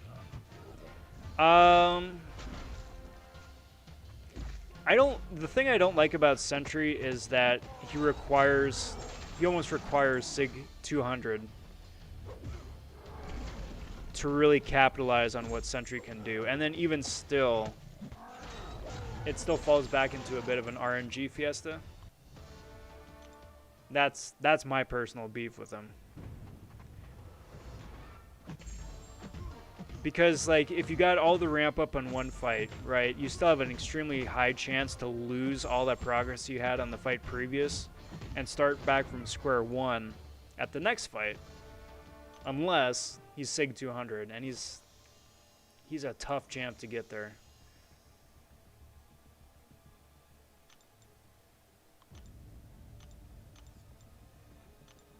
But that's also me too. I'm not the biggest fan of RNG champs. They're fun, they've got their place, but like if it's my backup against the wall and I gotta rely on RNG, and I would prefer not to. But my 2 cents. I want the next Tom Spidey movie to have him more grounded and less pensive about it. Like, be the Spider-Man and Peter, but be comfortable as both. Lose the awkwardness. Yeah. Yeah. Because, I mean, at this point, like, he isn't a scrub anymore. He ain't just, like, a friendly neighborhood Spider-Man anymore. Like, to quote Nick Fury, he's been to space. He's seen the end of the world. He's died and come back to life. Fought space monsters. And, like, tech wizards fighting, like, giant drone armies. He's lost his father figure, mentor. And he's had his, like, identity revealed to the world, right? You kind of gotta grow up a little bit for all that, you know? Did you hear that might be adding Doom 2099? I did not hear that. I don't know how I'd feel about that. If he's got an interesting kit and an interesting approach, and he can do some fun new things that nobody else in the game can do, sure, go for it. Not opposed to it. But we'll see. Never would have thought that SpiderHam would be the best champ of 2020, but here we are. One of the best champs.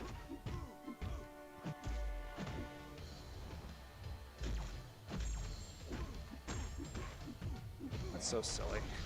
That's so delightfully silly. You think Gamora is good because I think she's good with all those Furies? I think she's good, yeah. Especially if she's awakened. She can absolutely wreck with that Godslayer blade. Absolutely wreck. Which is fun too, because she used to carry me through content when I had her as a 3-star. I mean, I was so freaking excited when I finally pulled her as a 4.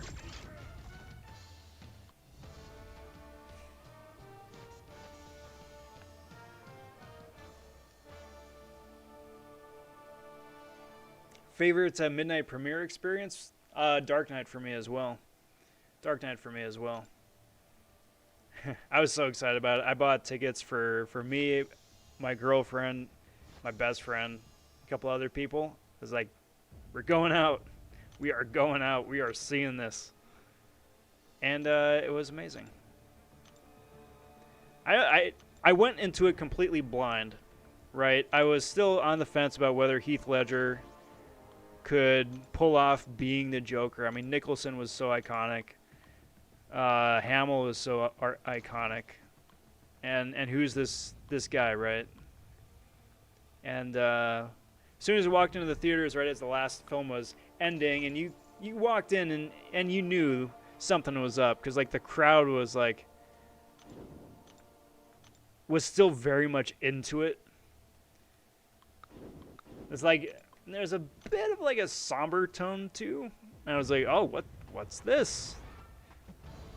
And then the movie played, and I left the exact same way, and I was very happy. And then I saw it several more times.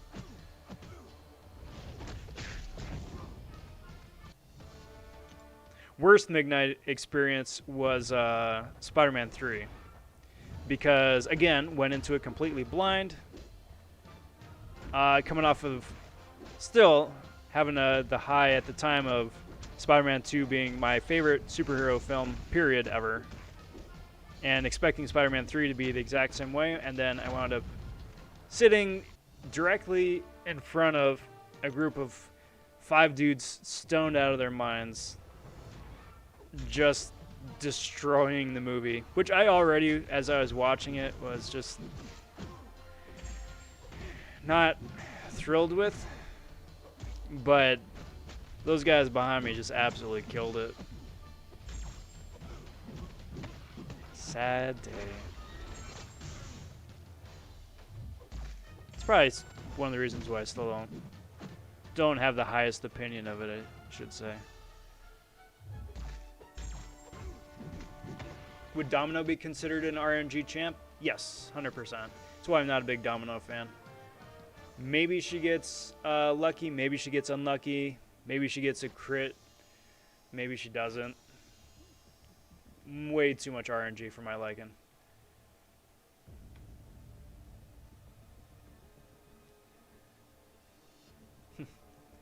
Was the first bit of sun in a couple days. Robert, I know that feeling. I 100% know that feeling. And it's nice to get a little bit of fresh air, feel some of the breeze on your face.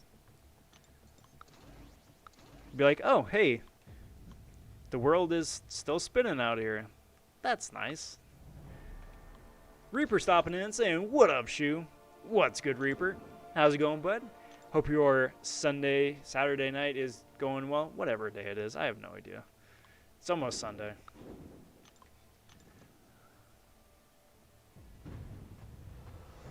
Hey, stop it. Stop it. Stop punching me in the... or broadsword slapping me in the face. Don't appreciate this. Walking Dead says, Rob, I'm thinking about doing the Abyss soon as I need a tier 5 class for Thronebreaker. How many units on average do you think I would need?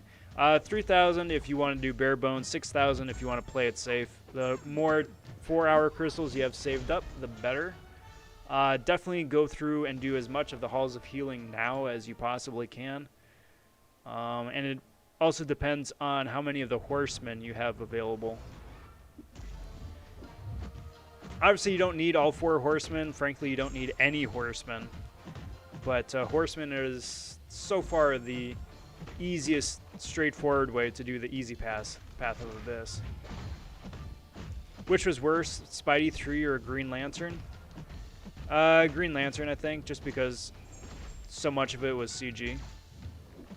Anytime a show or a film can do something practically, I am immediately much more drawn to it.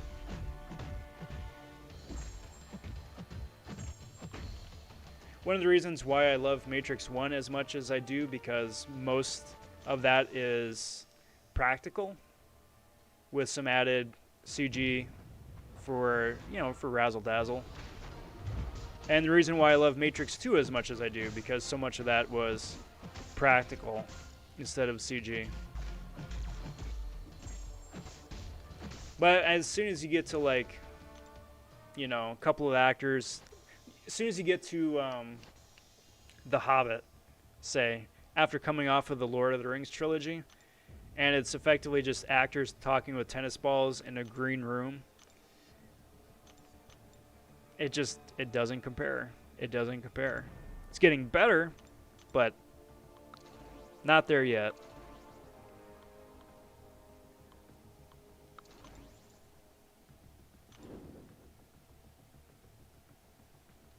All the horsemen minus Aegon and maybe Heimdall. The thing is, I don't think Abyss has a... I forget, does Abyss have a rarity requirement? I think it might. But if it doesn't, you can just bring a 4-star Heimdall. Heimdall isn't going to be doing anything for you. Even as a 5-star or a 6-star. He's not going to be doing anything for you. He's going to get slapped around and... he might revive if you use a team revive, but that's about it. So if you can get away with 4-star, and I don't think you can. But if you can, go for it. I had the same doubt about Ledger. I've been much less quick to judge about casting ever since. Yep, that's why I'm not giving Robert Pattinson any grief.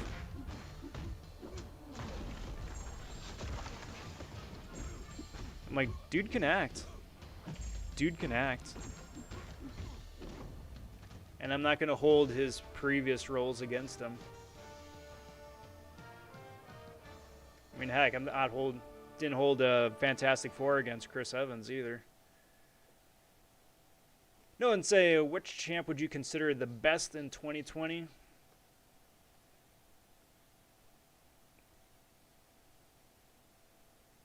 Well, I'll tell you this. My personal favorite champ of 2020 has been a Storm Pyramid X. Just because she's the most fun, she can do the most damage out of anybody, and is immensely useful. I grinded hard for her in Arena as a 5-star, and then lucked out. Got her as a 6-star in Crystals a couple months later, and she is proudly a 6-star rank 3 right now. Love friggin' Storm Pyramid X.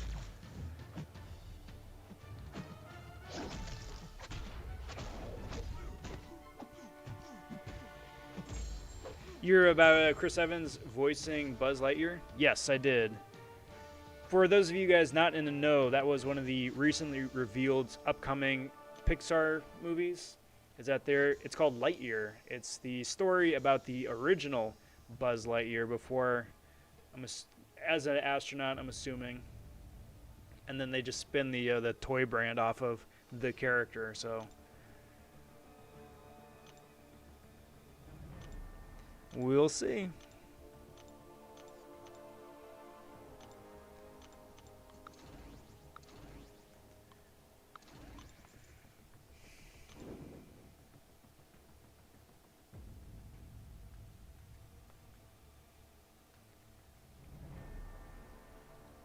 Let's see, getting caught up here on chat. Falcon says best midnight premiere was Force Awakens. Just the hype about the new trilogy after the awful prequels is in Auckland, too. So heaps of cosplay and 3 screens showing the same movie. Epic. I love Force Awakens.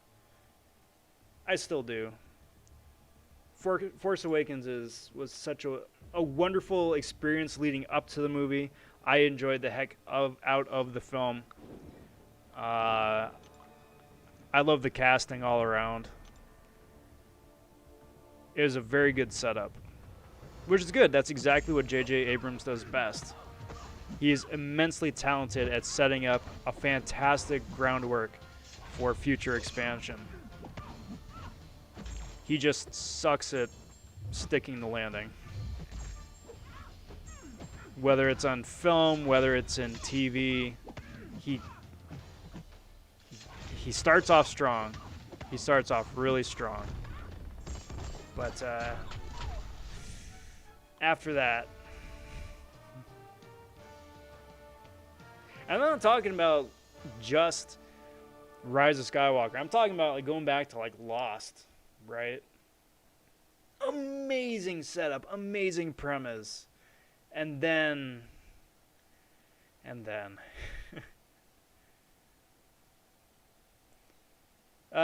you didn't like the evil Peter Parker dancing? I thought it was cheesy fun. I thought it was cheesy fun. But again, like it's a completely different tone than Spider-Man 2. So Spider-Man 1, camp. Spider-Man 2, it's got its cheesy moments, but it's freaking full of heart, full of action, very well acted, very well paced. Top-notch comic book movie. And then 3 goes back into camp. So had I known 3 was going to be going back into camp, I think I would have gone into it expecting that and would have enjoyed it a lot more. But I wasn't. So first time around, it was like, Domino with Saberman, Masakra, Red Hulk, and X-Pool is a good team that plays to Domino's advantage. Yeah, or you make Domino a horseman too. Gold Pool, absolute flex. Yeah, sorry, Noah. Let's getting caught up here. Panther taking off. All right, Panther, take care, bud. Enjoy the rest of your night, and we'll catch you next time. So, Rob, would you like to be part of a quest? Manfalcon is insanely bored, stuck at home till at least March 2021, and needs something to do. You know, I'm always down for a quest.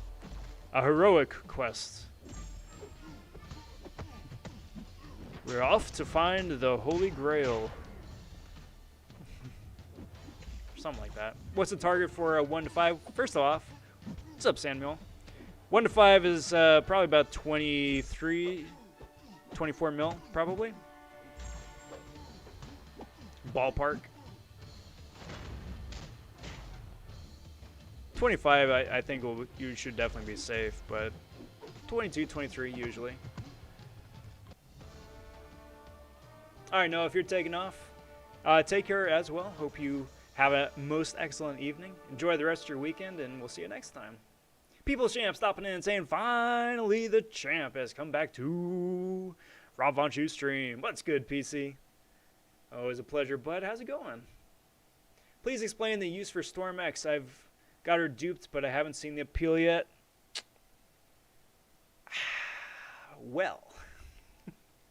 Well. Okay, so Storm does a lot of things very, very well. She has shock immunity and cold snap immunity, which are fantastic niche immunities to have. So she's a great counter to Doctor Doom. She's a great counter to Vision Arcus and Iceman, right? As well as Ice Phoenix if we ever, next time we come up against one of them. Battery's going down. Cool. So that's handy.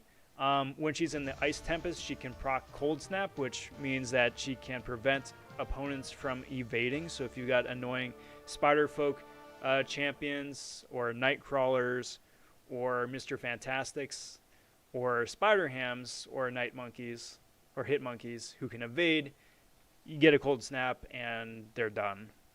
Also, when she's in the ice form, she has glancing, so just in case you wind up getting hit or punched in the face a bunch of times, those hits are going to glance and do a small fraction of the damage that they do otherwise. And that's what she can do by herself.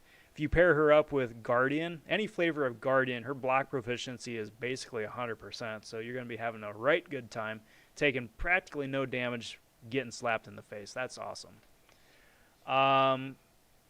She can inflict shock, which is also a really fun niche debuff to have. There's a couple of paths now where you have to shock opponents in order to deal damage, so that's super useful there. She's got a charging prowess, which means that her special attacks are going to do a heck of a lot more damage, and it's really easy to cycle from a heavy attack throwing in a special for added bonus damage. Her special 3 does an absolutely disgusting amount of damage. I've clocked her at my 6-star rank 2. I've clocked doing up about 250,000 damage, and my 6-star rank 3 can do about 400,000 damage per special 3. And that's not something that's just like a one-off, like, hey, you can do this once a fight, or, you know, you got to wait till the crits, and if it doesn't crit, you're not going to do any damage. No. Every time. Every freaking time you can do that kind of damage. It's ridiculous. Plus, she pairs up amazingly well with Apocalypse. She's got a great synergy with Apocalypse by herself, let alone when she becomes a Horseman. So she's just an immensely fun to play champion. She's got a great amount of utility behind it as well. And she has like Proxima Midnight levels of untapped damage potential. So, long story short, she's awesome. Walknid sending over 5 pounds. Thank you very much, bud. Thank you very much. Very much appreciated. Saying thanks, Rob. Going to get to 6,000 units for safety. Hopefully be Thronebreaker soon. I hope so, too. I really hope so, too. I wish you the best of luck with that. And thank you again for the 5 pounds right there, bud. Much appreciated. You are too kind and you are most generous. Thank you kindly. Marm stopping in saying, yo, question, what's the fastest way to get units? The fastest free-to-play way to get units is to grind Arena. You grind Arena, you get battle chips. You get battle chips, you turn them into Arena Crystals. The Arena Crystals yield units. You have to do a lot of work, and it takes a lot of time, but it's the fastest free way to do it. The fastest pay or money way to get it is to sign up for the $5 monthly unit bundle, where you get 135 units out the gate, which is what you would get by spending $5 anyway. But then you get 20 free units every morning or every day for a month, which is really nice too. And that's probably your best bet between those two. Otherwise, waiting till there's like a Christmas Day when there's going to be, free stuff with the unit bundle if there's going to be a spring cleaning event, there's usually free stuff with a bundle. That's probably your best bet. Probably your best bet.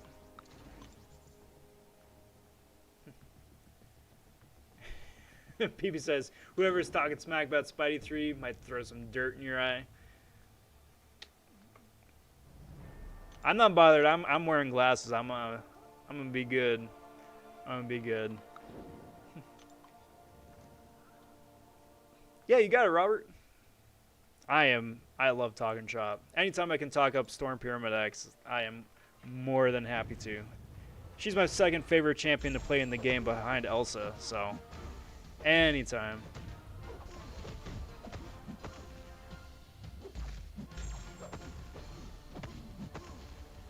Okay, so I want to earn or attain a wrench from every streamer. I am willing to undertake challenges to earn it.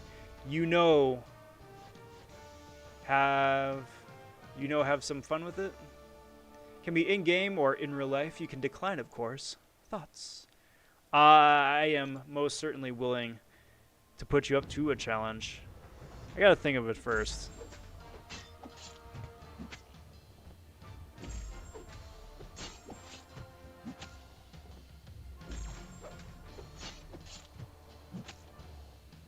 But yeah, Falcon, I'll give you that.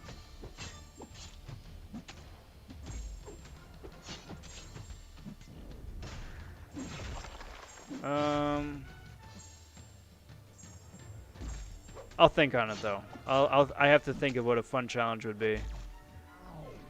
Kingslayer stopping in saying, "Hey Rob, how's it going?" Kingslayer is going very good. It's going very good. It's been a good day. Very happy here halfway through the weekend. Dang, rinsed.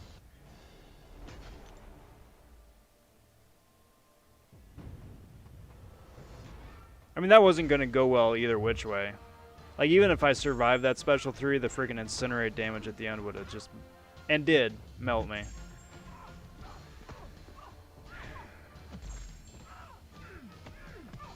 That's a downside about Arena, is that you're always at the mercy of the bots. And they can wind up completely tanking your flow by just not playing ball. And the Kingslayer, I'm really eager and excited to get to the results tomorrow. See if I got me a SpiderHam. Thanks, by the way. I did what you said earlier and beat 525, and I'm saving up for the Collector. Nice, Mar. Big congrats. Best luck on the Collector fight once you get to him. It's really cool. It's really cool. Striker saying, why do you like Elsa Bloodstone? I've got her as an unduped 6-star, only rank 1. What's twofold?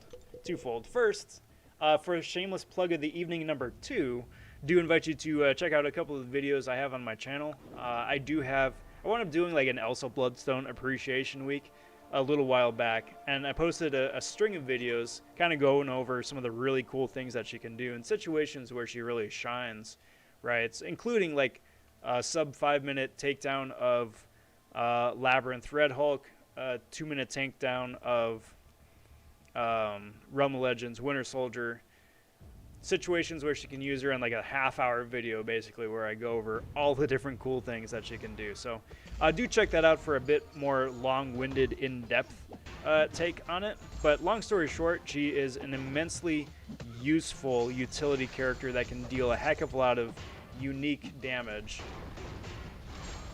What I mean by that is that most champions in the skill class rely on bleed debuffs for their massive damage. You know, you can name off on 2 hands the amount of skill champions that rely on that debuff particularly. You know, Nick Fury, Hitmonkey, Blade, Ronin, Squirrel Girl.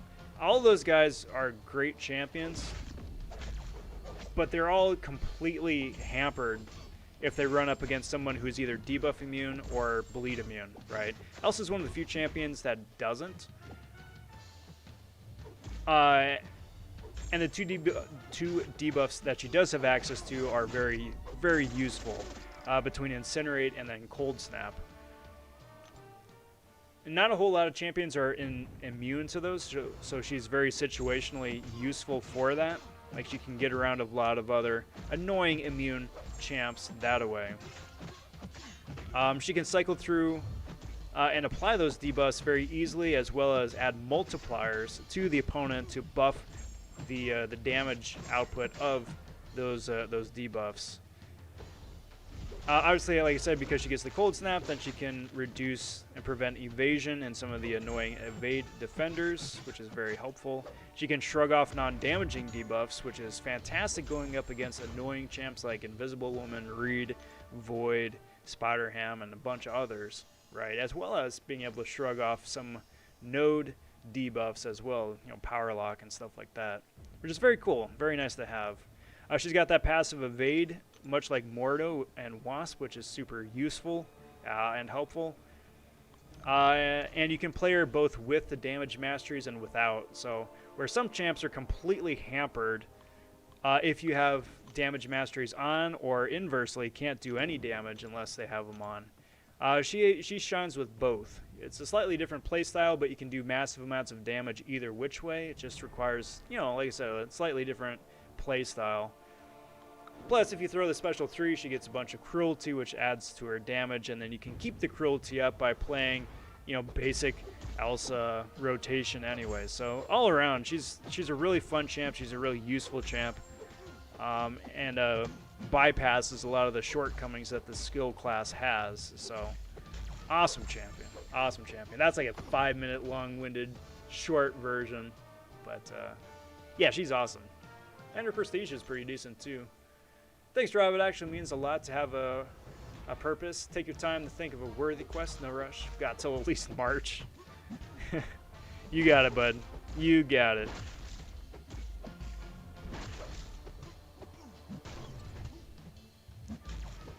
Boink. Come on, dude.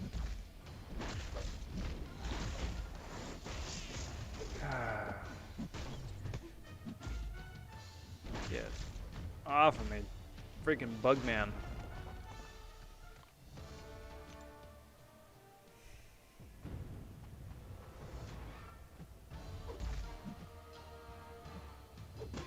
What arena is Beast would be featured or any? Oh, what arena is best? Do you mean? It depends where you're at progression-wise. Featured arena is great if you are most interested in getting milestones and the prizes from milestones, or if you're looking to build up your roster. Then really, frankly, any of them. 4-star featured is really good too. Build up some of your library of 4-star champions for synergies. Mostly, that's the biggest perk of doing the 4-star arena. Or going for the 4-star featured as well, which requires a bit more time to get extra points, but then you got the brand new champion as a 4-star as well to, you know, get to take him out, play with him at a, you know, fairly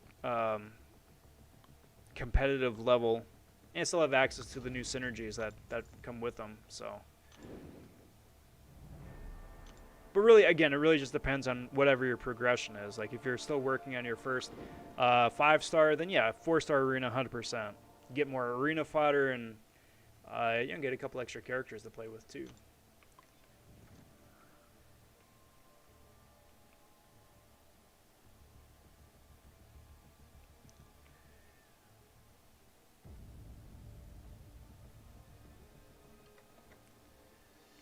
For units, the 4-star basic is the best. Yeah.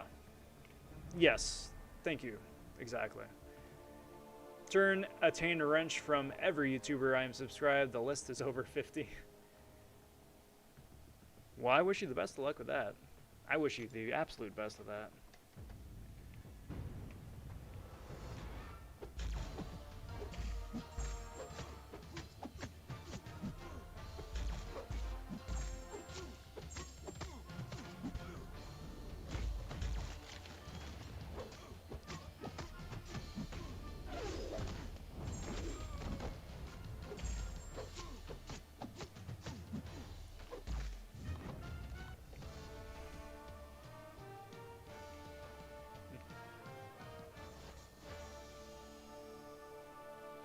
Peep says, got the second batch of meatballs cooking. Time to catch up on a few things. Yeah, there you go. We just been talking about why Elsa Bloodstone and Storm Pyramid X are amazing champions, and why if you got them, you should rank them up.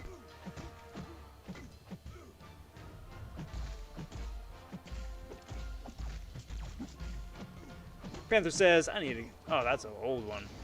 Never mind, I gotta get that all good and caught up. There we go.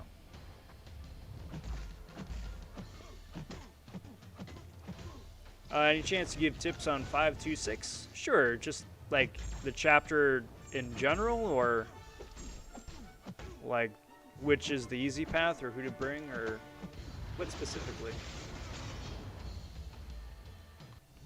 Sucker says, thank you for the answer, but also I wish her debuffs lasted longer to stack them better.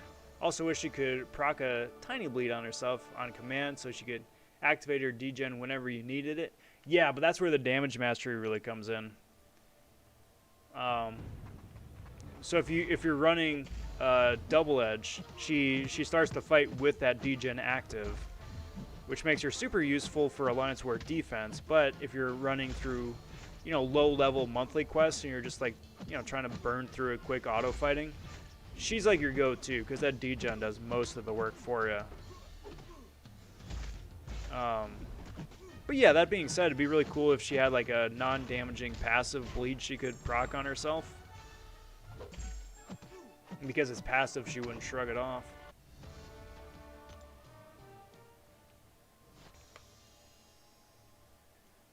Cheers, all.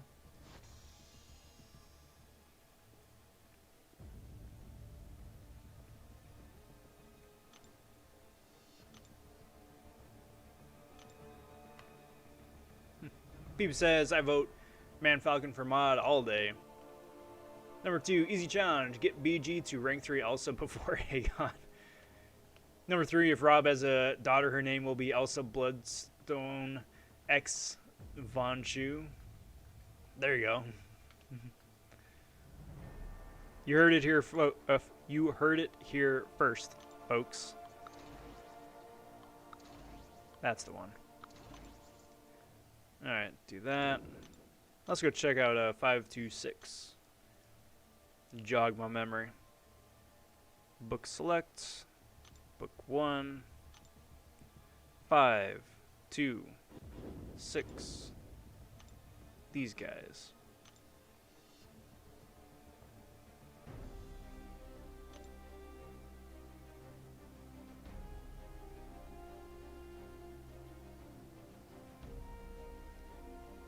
It's weird hearing the old quest with the new music.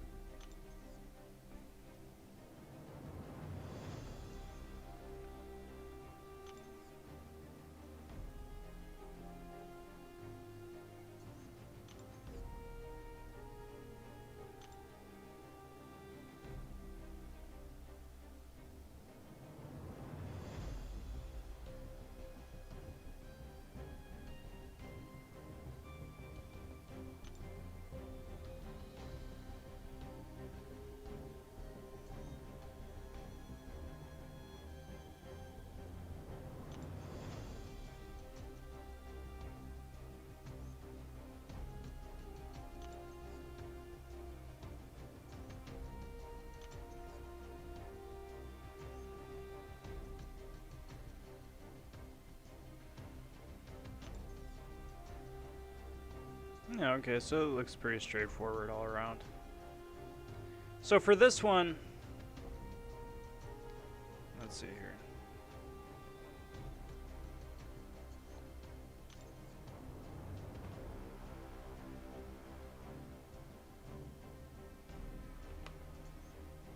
Honestly, this one right here is probably the best. It's not immensely difficult. With this node, Godslayer, and then critical. The thing you gotta be mindful of is Bane. Roll reversal doesn't really matter, doesn't really mean anything. You gotta be mindful of Bane, so if you can bring champs that heal, that'll be helpful. If you got someone like Ronan, who can very easily shrug off debuffs, or someone else with like tenacity, that could be helpful. Or someone who power gains. Like if you got like a Hyperion or somebody, that way you always have a special at the ready, just in case like you don't have like an optimal rotation for your hits, and it's really getting close to, you know, when Bane is going to switch over, but your 5-hit combo isn't going to be able to stretch long enough. Then you got that special you know, up your sleeve, you can throw that and then still, you know, transfer the Bane real quick. So that's probably your best bet. Hardest fight, obviously, is the Collector here.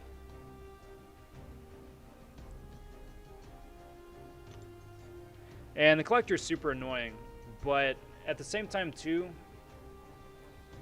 you're either going to want someone who can just deal massive amounts of damage up front. So, like, your obvious god tier heavy hitters, Captain Marvel movie, Ghost, you know, champs like that, going to be having a good time. As well as if you bring a Heimdall. If you bring a Heimdall, you're going to have an a much better time, because he's gonna save you from getting one shot, right, or save you from getting knocked out right away. So you can counter, throw in an extra hit. You can throw a big special. It's gonna wind up saving you some pots and resources that way. But Marm, that's probably your best bet. Probably your best bet.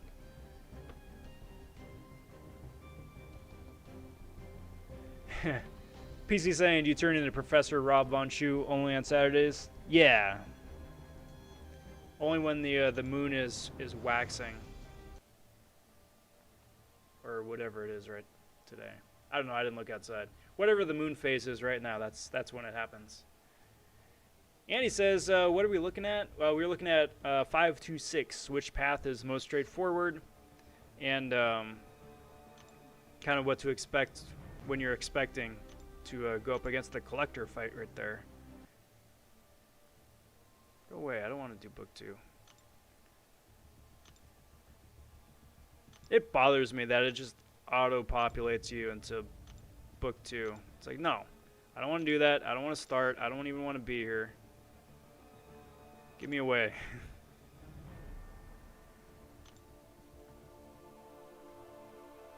Warlock, is he good? I got a 4-star Awakened? Yes.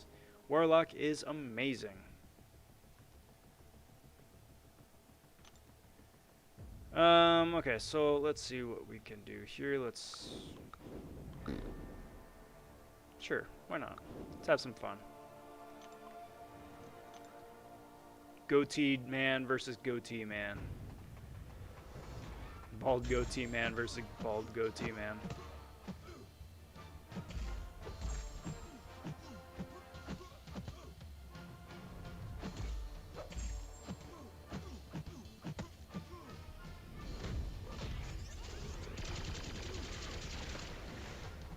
But I'm immune, so there we go. Boink. Block that, and Dex. Stop it. Don't parry me. Not cool. Stop with the friggin' unblockables, too.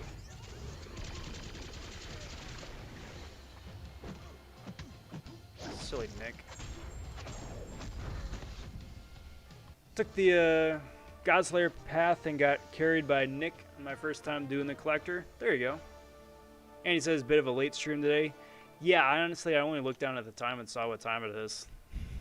But, yeah. Yeah. I mean, that's alright.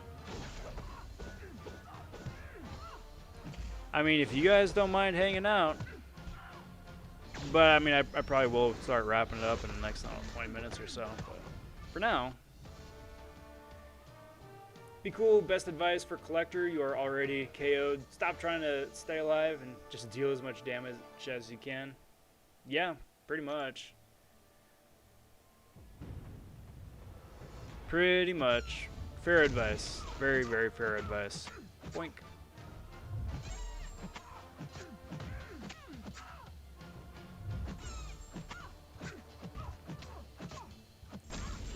I mean, heck, when I beat Collector the first time, I had Heimdall and OG Hulk. So each time I got KO'd as Hulk, I would just use a small revive, come back to life, had the Hulk's Fury up, did a bunch of damage that way, get KO'd again. Saved me a heck of a lot of pots.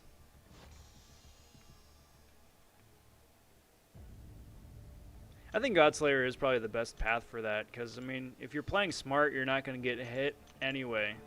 And if you don't get hit, then Godslayer doesn't really do a whole lot. Especially since those champions don't really have block penetration. Kind of like some of the newer champs do, so could be having a good time.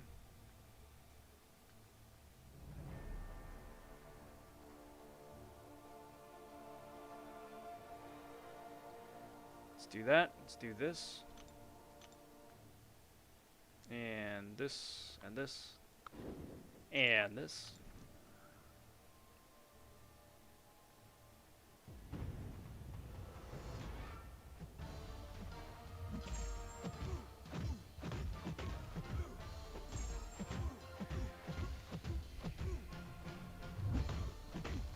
I'm just starting to think about it. Tomorrow's going to be a rough night. Because tomorrow I want to get them the Tier 4 Basic Arena. Start to finish. So the 2 million points there. And then also dive into the 6-star Shard Arena too. Because I want to have that whole thing done by Tuesday. Which is going to be a bit of work. Not impossible. But it's going to be a bit of work.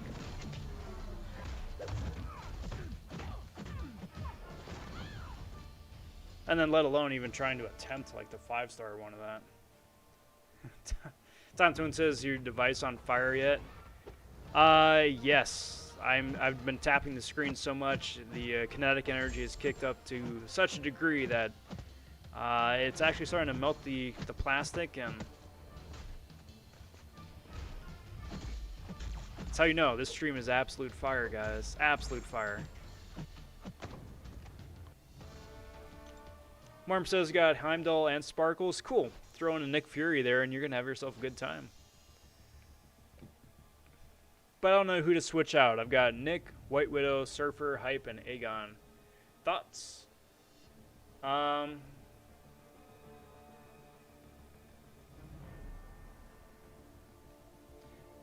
going to want to run Heimdall, Sparkles, Nick, Hype,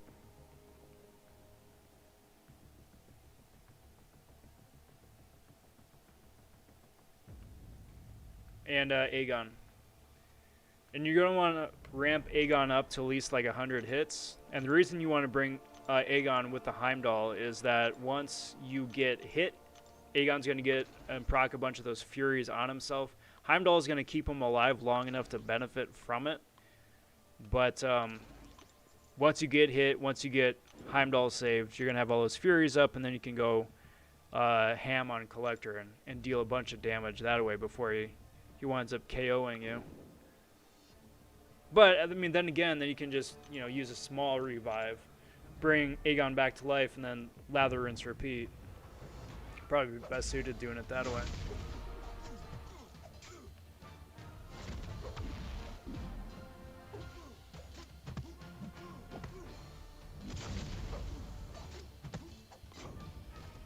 Blacknet says, I'm 50 mil. Do you think that is enough?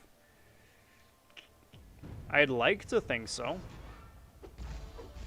But, I mean, at the same time, too, we've got 11 hours left of the grind. So if you can do more, if you got time to do more, put in more.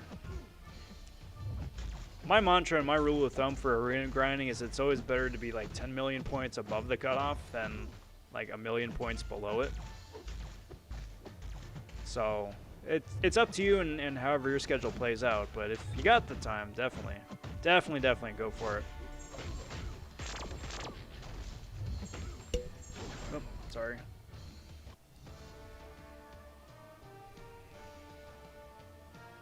Yeah, and exactly what Andy said. Nick winds up giving that extra attack bonus. How many revives do you think will be needed? Less than 10, to be honest. If you play safe, you play smart, and you have a respectable amount of health on your champs going into the fight, Aegon and Sparkles really are going to clean up. So it's a challenging fight. Don't get me wrong, it's a challenging fight, but it's a lot easier to handle now with newer modern champions from the last few years than before. Lefty stopping in saying, yo, what's good, Lefty? How's it going, bud? Hope you're doing well here this fine evening. How's it going?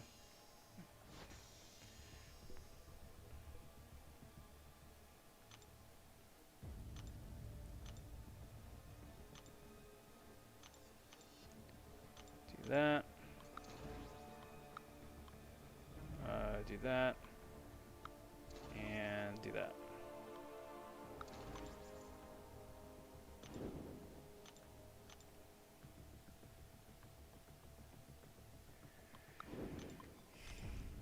Hey, well, there we go. Crash number 2 of the evening.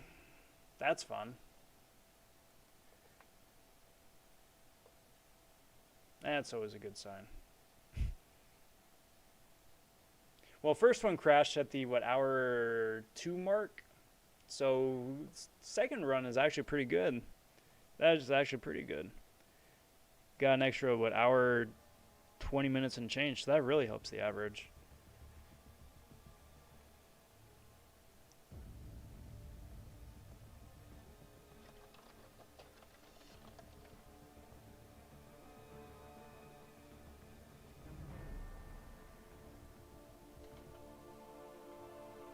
Let's do this and this and this. Get that fight going again.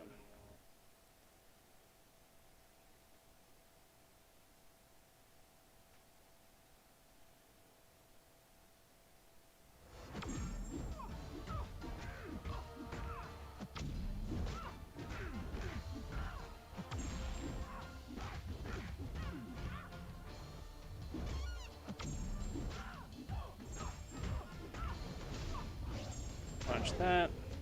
And there we go. Gwen down.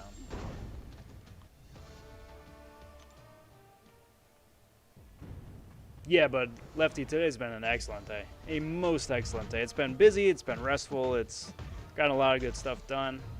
It's one of the, more I'm thinking about it, it feels like today should have been Sunday. Like, it's not, obviously. But, like, the stuff I did today is stuff I usually do on a Sunday, so then it's like, oh, yeah, today was definitely Sunday. But it's like I've got a whole second Sunday now to do stuff, which is good.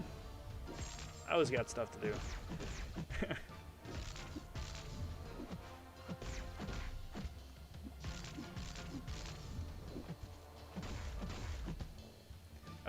Music ever would be good also, like you're saying, hard to put on.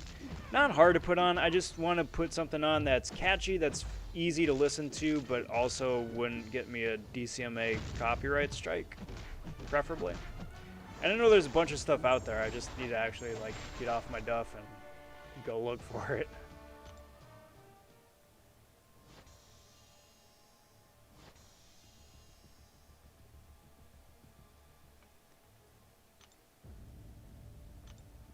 Alright, so got time to do a couple more here. Let's do this and this and this. And then see about getting a raid going. I was looking it up right now. I mean, BG is streaming right now, just like BG likes to, is always streaming. OPMG is also streaming right now too. Could go say hey to him. But if there's somebody else that you guys know of streaming some Contest of Champions stuff that I'm missing out on, shoot that over in the comment section and go say howdy. Because it's always cool to go raid new people's streams as well. Introduce ourselves, myself.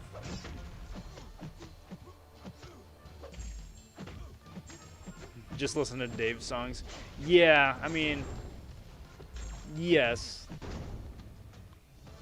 That is, I suppose, an option. Does LC Music Tracks stop in here?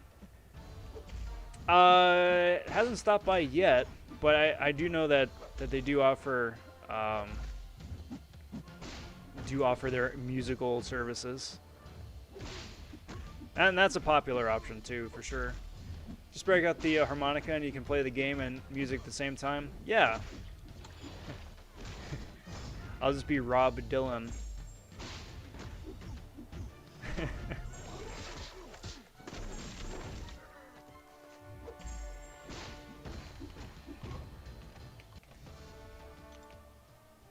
Get like a hand organ going too or something. Or mouth organ, I guess. Not a harmonica, a mouth organ. There's a difference apparently. Kingslayer's on. Nice. Yes.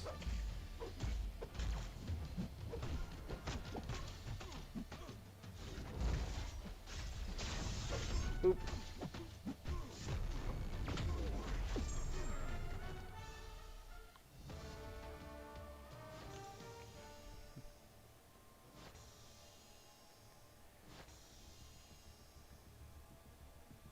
Alliance needs my help. Oh my goodness. Well, I will be happy to go help the Alliance then. Let's go see about Kingslayer. MCOC. Do that. Jump there.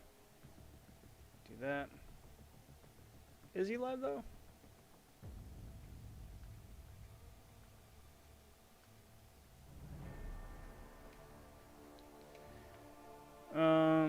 Do this. Do this. Andy says, how's that 6-star SpiderHam feeling? Absolutely wonderful. Absolutely wonderful. As soon as Tuesday rolls around, I open up those featured 6 stars. There are going to be a number of champions that are getting ranked up, and SpiderHam is at the very tip top of the wish list there to take up. He's so much fun. He's so much freaking fun to play.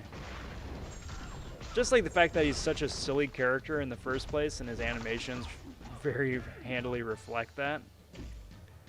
But at the same time, too, like the powers thing is very, very useful to speed fights up. Solid champ. Solid champ all around. Peep says that's a Craig Ferguson reference. It is. I miss Craig. His show is absolutely delightful. I don't think I could use SpiderHam. His noises drive me nuts. See, that's the thing, though. He doesn't make noises if he isn't getting hit. What's the fastest way to get ISO?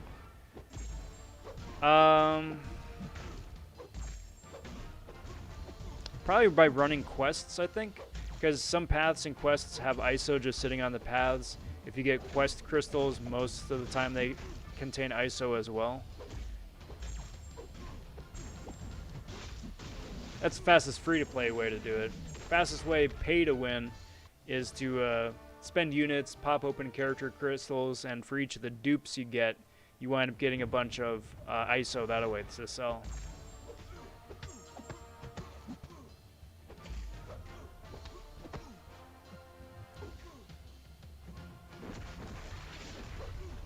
Get the Aegon down here.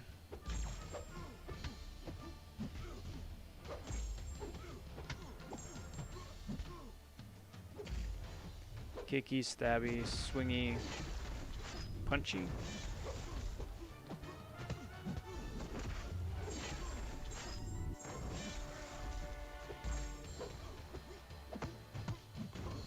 Alright, there we go. Okay. Put the phone down, have the cord disconnect for a sec because that's just life now. Then let's go say howdy to OPMG. Doing that. Go under the handle Rob Von Raid. Get that going. Go say howdy. I did have his daughter on a second ago, but she's off on some adventures right now. But I love kids.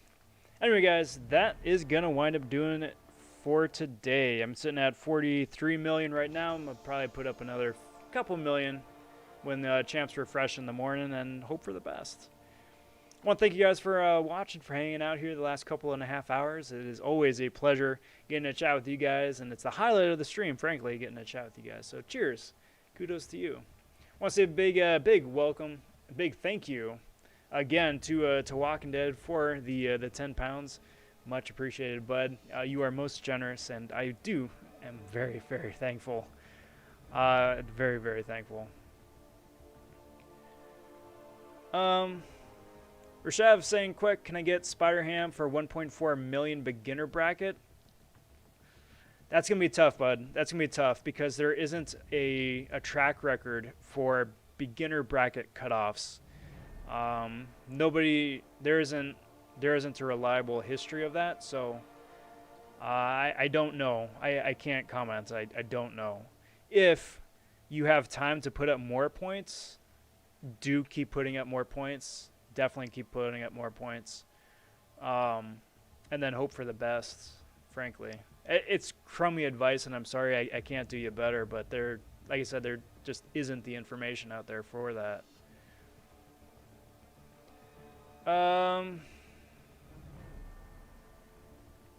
Yeah, that's weird.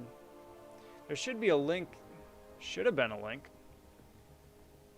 It's showing up on the YouTube panel. Alright, so I sent it right there. Let me know if it comes through. PP, we are rating OPMG. That's weird. I don't know. Does the link not show up for you guys? And that's also would be weird because you would think that the mod or the admin would be able to submit links, you know, to my own stream. But anyway, guys, it should be there in chat twice. If not, OPMG. Stopped in before. Cool dude. Stop in and saying howdy and go from there. I'm going to be streaming tomorrow night for the Super Cereal Sunday Cereal stream. It's my favorite stream of the week. I'm going to be chowing down on some cereal. Do invite you guys to pour yourselves a bowl of something too. Come and hang out for a spill. It's always good times.